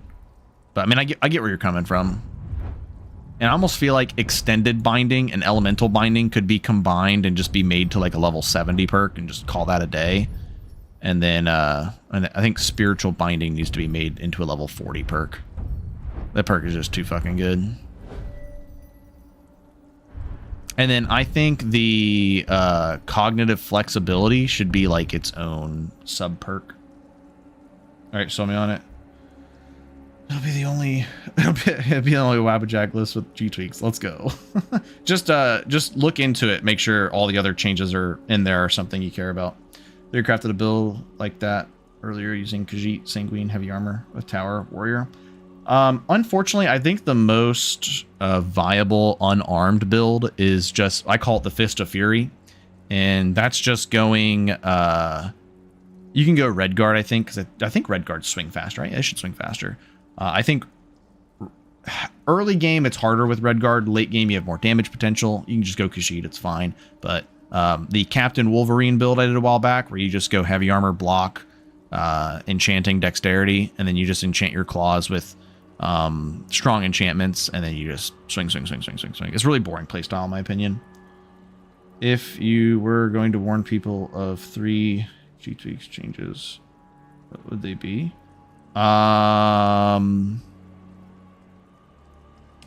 G-Tweaks changes Talos to the Talos capstone to be learning Dragon Rend instead of completing the Civil War. G-Tweaks changes some of the effigies to be a little more balanced. So like the Conjuration effigy and the Restoration effigy, instead of them, you know, reducing the cost by Conjuration for 15% and increasing the cost of all the other spells by 25, it's just a 15-15. So 15 less for Conjuration, 15 more for the others. It's just some minor stuff, and then it changes the Heavy Armor perks to no longer be required. for the middle tree. It puts them on the casting perks. What the fuck? Everyone loves completing the Civil War. You're so right, Naresto. You're so right. I'm so sorry that you guys can't go complete the Civil War now.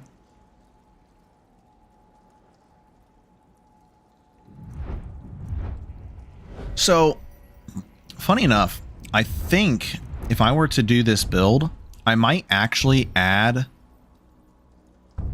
2 perks, because I was accounting for Binding Contract, which we don't need. So if we bump up to level 35 with 2 black books, I might grab Mystic Binding. I guess 37 if we want to get the speech perks. So it's still pretty, that's a lot of perks. It'd be level 37, 36 perks. I would like to get Mystic Binding so that we have a solid battle axe. What is there a silver battle axe? Yeah, Nareseto, I was just gonna talk about using the conjured battle axe for undead, just so we have a really strong silver battle axe, but then using the absorb magic enchantment for everything else. The main thing this build would be weak against would be automatons.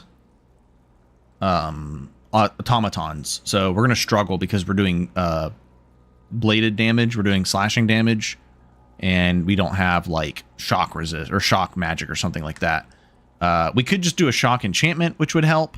Alternatively, we can use scrolls. You could technically have like a Storm Atronach scroll that could help, but you know, it depends on if you want to go that way. Pick Khajiit over Redguard. I do that arm, but it's the free rating. Yeah. Oh yeah, Ghoul. My G-Tweaks plugin also includes removing adept level scrolls and staves from bandits. Instead, it gives them more apprentice level scrolls and staves. So whereas before they might only shoot like 1 lightning bolt, they might have 2 or 3 now. But you're not going to get hit by a another one. Rueful Axe of Silver. That's true. I guess we could just go Rueful Axe for silver. Yeah, probably do that. Probably skip out on the bound perks. The only other thing I was thinking about was that even if we just grab the first one, it would be good to have for filling soul gems if we're going to be going enchanting. Something else though, because we are going to go enchanting, is we do get access to the level 100 enchanting staves.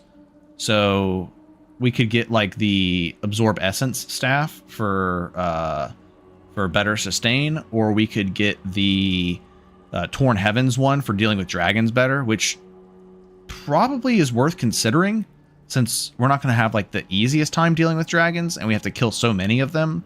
So getting Torn Heavens might be worth considering and just shred dragons.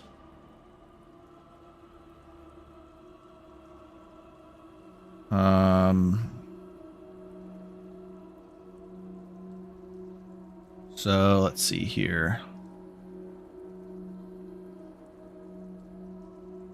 Oh, let's keep in mind that the perks I was talking about is actually 3 less perks. Totally forgot about that because of my heavy armor changes. So technically we'd be fine to do that.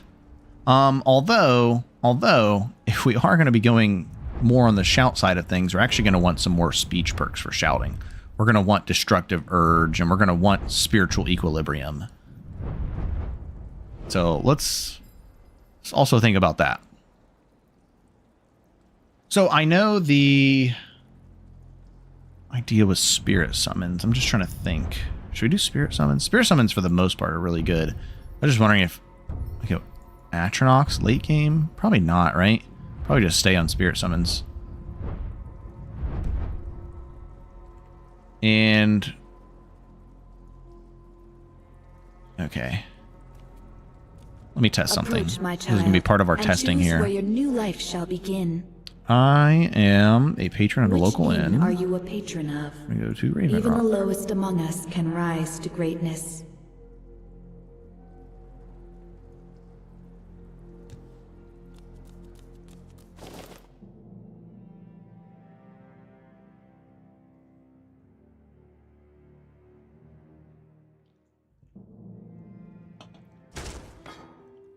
Come on in. Just stoke the fire. Take a seat and get the cold out.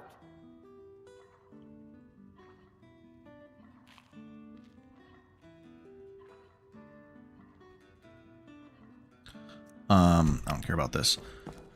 I'm just wondering, if we did this without enchanting, we lose out on getting the absorb magic enchant. Drayla, I have a message for you. I need to look at some in-game armors actually. You should do it in person. It's not from your father. There might be a way where we do this without enchanting. Oh my goodness. I'm so That would free up a lot of perks. Tell me, what did you say? And then maybe we could focus on bound weapons a little bit more. I'm just trying to think how we're going to get Magicka back more reliably. And I think early on we just probably won't.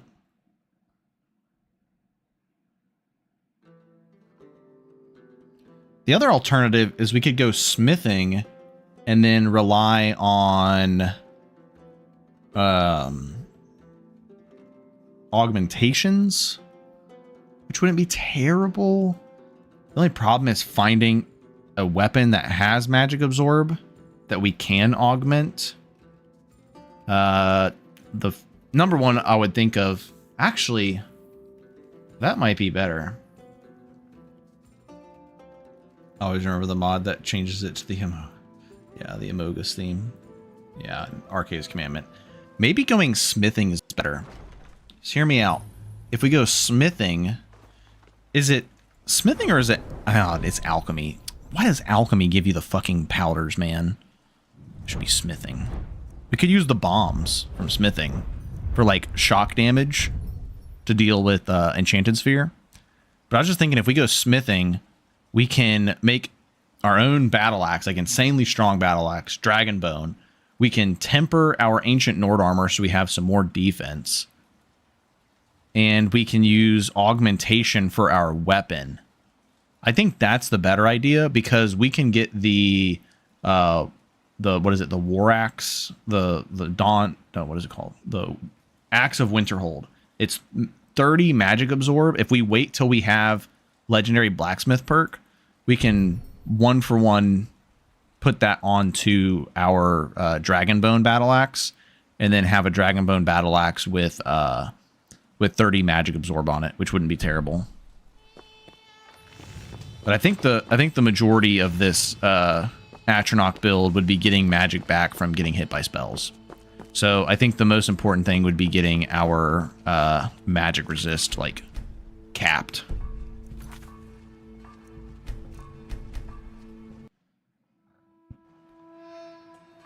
Yeah, I think this would be a good smithing based build. Let me just do this real quick. So unfortunately, to see the full Azadal set, I need to kill Azadal. So we're just gonna go kill him with console commands real quick. We're gonna use the most overpowered skill in all of Skyrim, console magic. I guess I could have also teleported here, but that's fine. Oops, not TLC, TCL.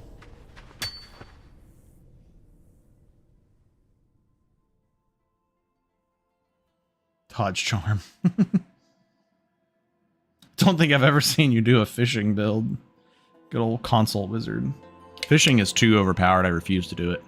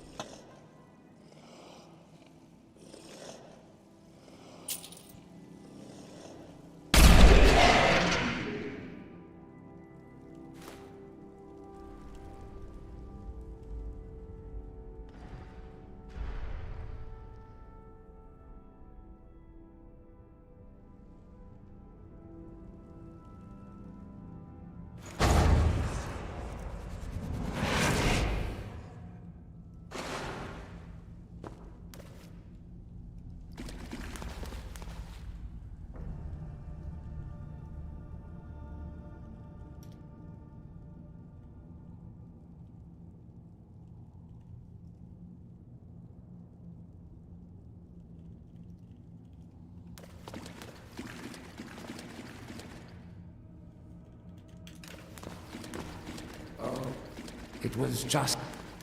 I don't It's the least that...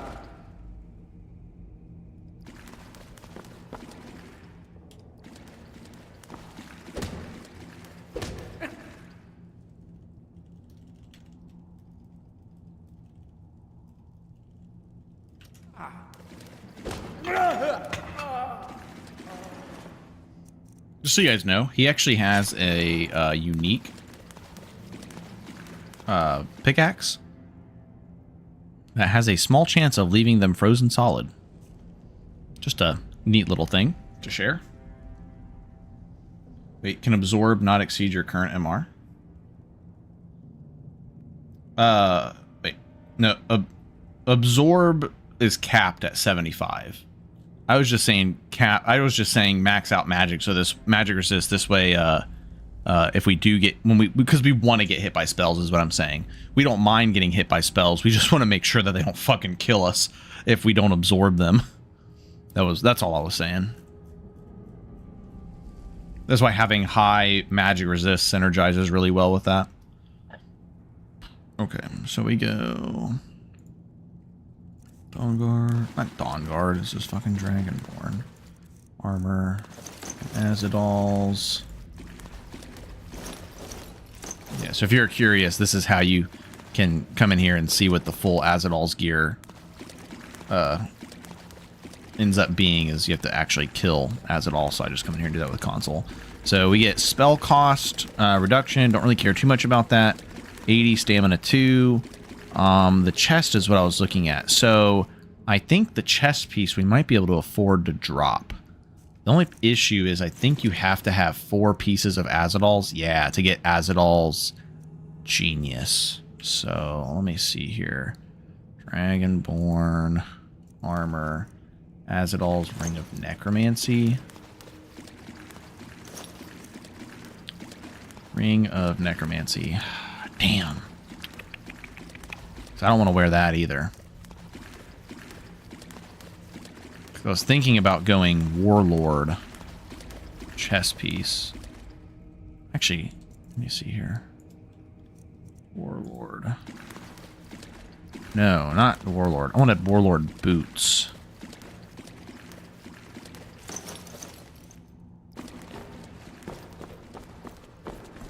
Magic resist synergizes really well with not fucking dying.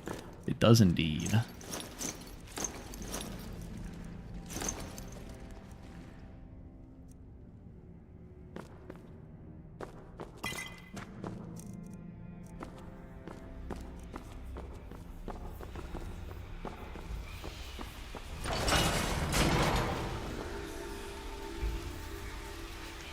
I want to get hit for absorb, and then you incinerate and fry speak your face. Yeah, or it's lightning and you lose all your magic. Yeah, for sure. Yeah, Ring of Arcana is the one that boosts, gives you like special spells. And I think it gives you cost reduction for destruction. Yeah.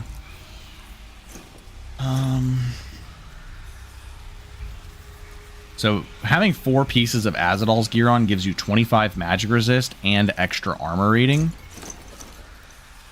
So with full Azadal's gear, we end up at 850 armor rating.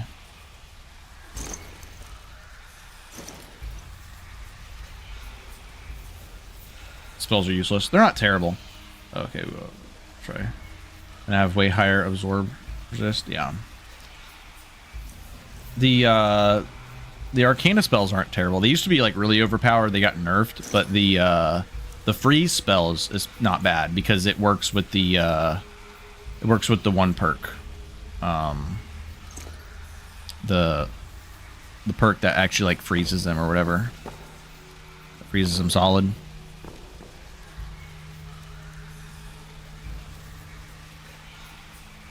So that would mean gear wise we'd be looking at, let's see here, armor.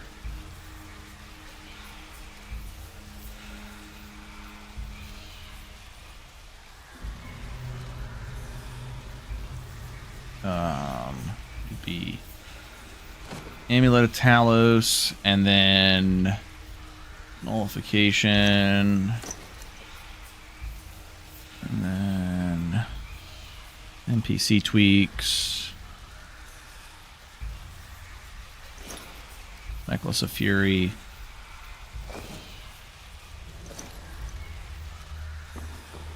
So we'd be something like this. But the only problem is we're going to be stage 1 vampire most of the time. So we'd be at 40, minus 40. Yeah, Arcana spells benefit from destruction perks. Yep. So that's why I was... It does suck that we would need our necklace slot taken up for Necklace of Fury. Because we'd want to wear... Wait, 4%? Was this reduced? It's only 16%. I actually think maybe we just don't even wear this. Maybe we do just go Necklace of Fury.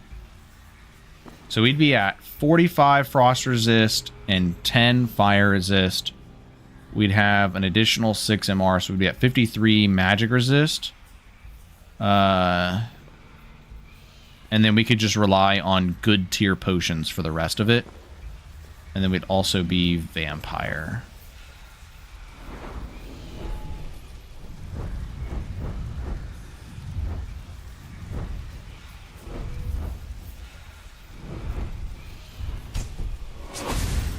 So let's do player.set AV. Oops.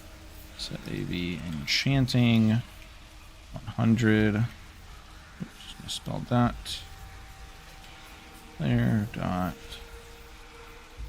This is how I test perks. Is I just use the QUI menu and go to alchemy, and then I add myself the potion of extended path. Give myself perks. And we're going to COC, everyone's favorite, Clash Smoke. We would not be going Loverstone for this build. We'd be staying Atronach. So this is very similar to a build I've done before, and we did Alchemy on that build because we did go Loverstone.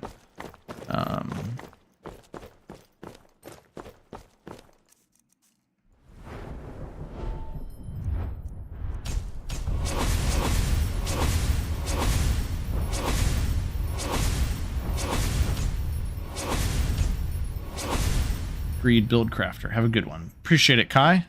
Thank you as always.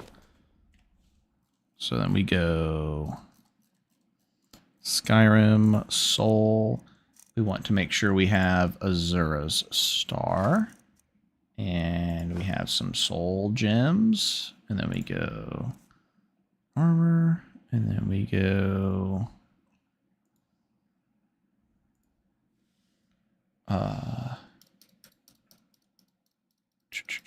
what is Moon? Does anyone remember? I'm just going to look it up real quick, probably be faster. Who the Enchanting Trainer is. Skyrim Enchanting Trainer.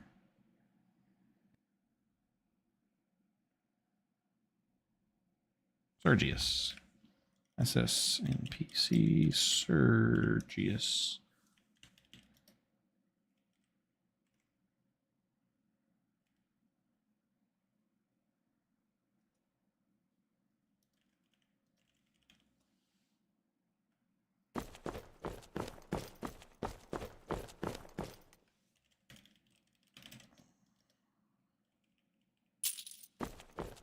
Enchanted, you've come to the right place. I'd be happy to teach you. I'm sure you can figure it out on your own. The local, you've come to the right place. Oh, does this not work with smart training?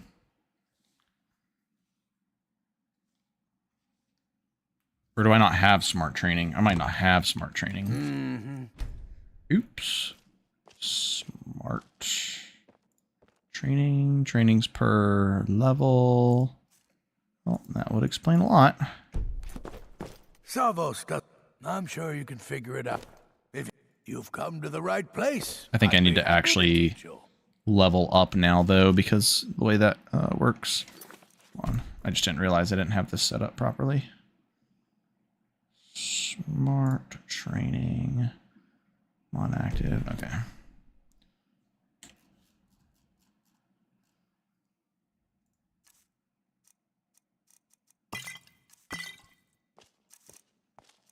Come, I haven't got all day.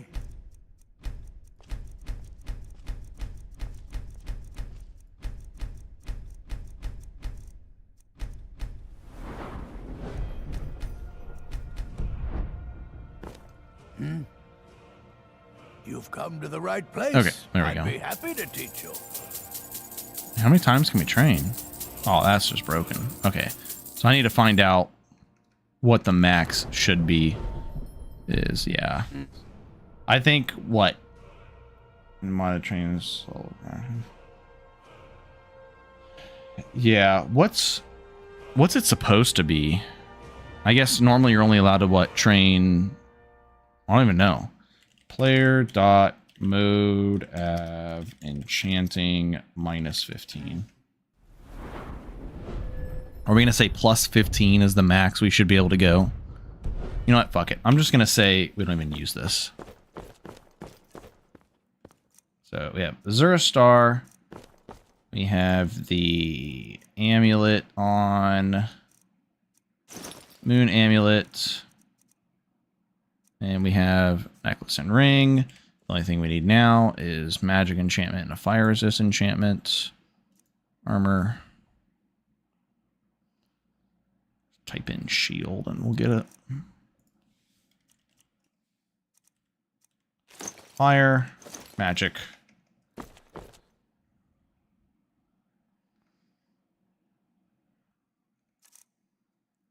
Arcane, where is it? Bend the law of firsts. Oh, and then of course we need our enchanter's potion.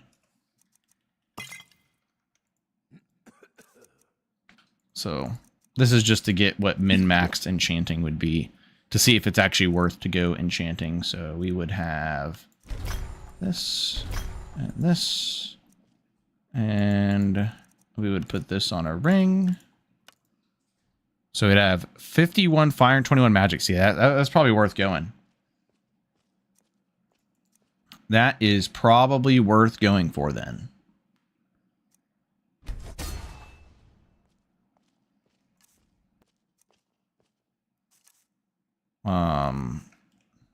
Let me turn that off.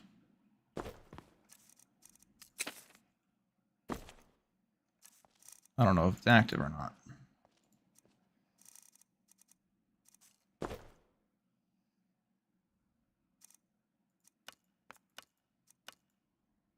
Okay. So then we'd have 28 magic resist just straight up.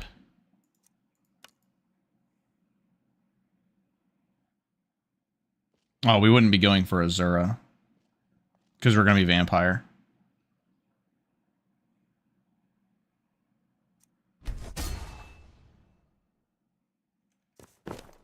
No, this is the Talos build.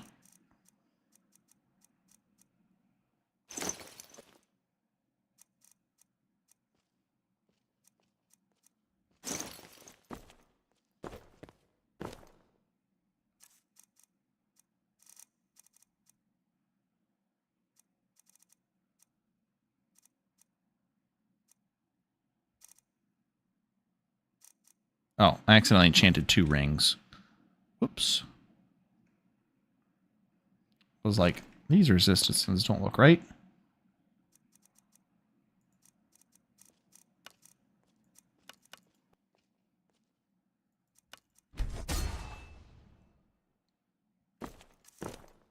Okay.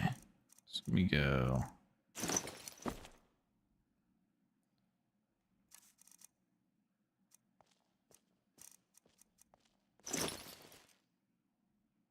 So yeah, we would be well beyond max resist because we keep in mind we'd get, well, we'd be somewhere around like what, 79 magic resist. Here we do player dot get AV magic resist. We're at 74.6, so we would be at 80 magic resist. We'd be at 80 magic resist, 11 fire resist, 20. Wait. We'd be at 75 frost resist and 0 shock resist. So for most encounters, we would just need to pop a fire potion and a shock potion if we're worried about those two. And then we'd be at max magic resist That's pretty good. Smithing is not going to do this for us. We would be stuck with... Oh,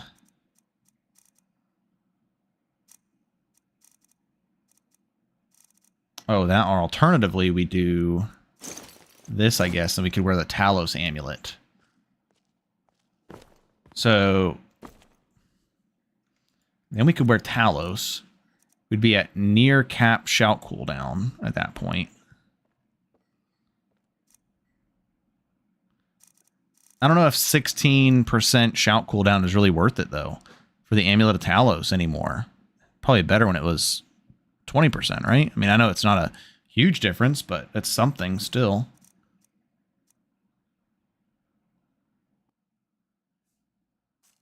Yeah, this is the kind of testing that I would, you know, do if I'm like really wanting to take a build seriously and I'm wanting to like take it far and like I want to kill Mirak on this build or something. Like, okay, well, what is my game plan? What is my in-game gear going to be? What are my in-game resistances going to be? How am I going to get there? How am I going to make it happen? So this would be kind of part of that testing. So we come back here and I mean, yeah, this seems like a pretty solid build. So if anybody wanted to try this build, this is it right here. Nord Atronach Talos, two-handed spirit summons, so two-handed conjuration, heavy armor, enchanting. You'd go for the Stalrim battle axe. You could switch back and forth on the necklace. If you're going into an area where you really need the resistances, then you could put on the resistance necklaces. You can make a full like equipped set of necklaces as well. You're getting shot cooldown in dragon killing phase of the game. Yeah, so you can kind of go back and forth with the Talos amulet. Oh, time to play Staff Fury again. No Staff Fury. I'm sick of that build. So I think this is a really cool build. Probably do something like this in the near future. So this was just kind of to give you guys an idea of how I think when I'm doing this stuff. Like I said, I never like had this stuff written down until today. I would just come up with it. I'd just think about it. Be like, okay, well, think about these spells. I want to build around this spell. What synergizes with that spell? And this is how I'd kind of come up with things. So, I mean, obviously this is a super rudimentary, simple text file. So if you want to copy this, you know, by all means, take a screenshot or something. And, you know, it's not something like really worth uploading or anything, but pretty cool idea just to plan things out. Cause I feel like it helps me complete a build. Whereas if I just jump into it and just play, I get a lot of restartitis. Turns out writing things down is useful for sure. So I think what we'll do here is, let's see here. I'm going to go ahead and end this stream. I know I said there'd be gameplay, so that was a total lie, but it was 2.5 hours of discussion. We're going to stop here. I'm going to eat, and then I'll probably be back on to do like a full stream, and maybe we'll do the other one. I just jump in and stuff or make it blind, like levels 5 or 10 and plan out the rest. Yeah, but sometimes you end up realizing that what you're doing is just like not really worth continuing. And I feel like that's a lot of times that's what contributes to my restartitis is that I'll start a build and then I'm like, yeah, I want to do this and this and this. And then I'll start playing. I'm like, okay, I didn't plan this out. And I'm like, oh, well, this is going to require me to be level like 45 and do 5 black books. Like, what the fuck? I'm not doing that. That's way too much. So I like to plan things out. And this is just to kind of show others some of the resources that are out there to help them come up with build ideas and just get the brain juices flowing. But all right, I'll catch you guys here in a bit and we'll play some. So see you guys soon. Bye.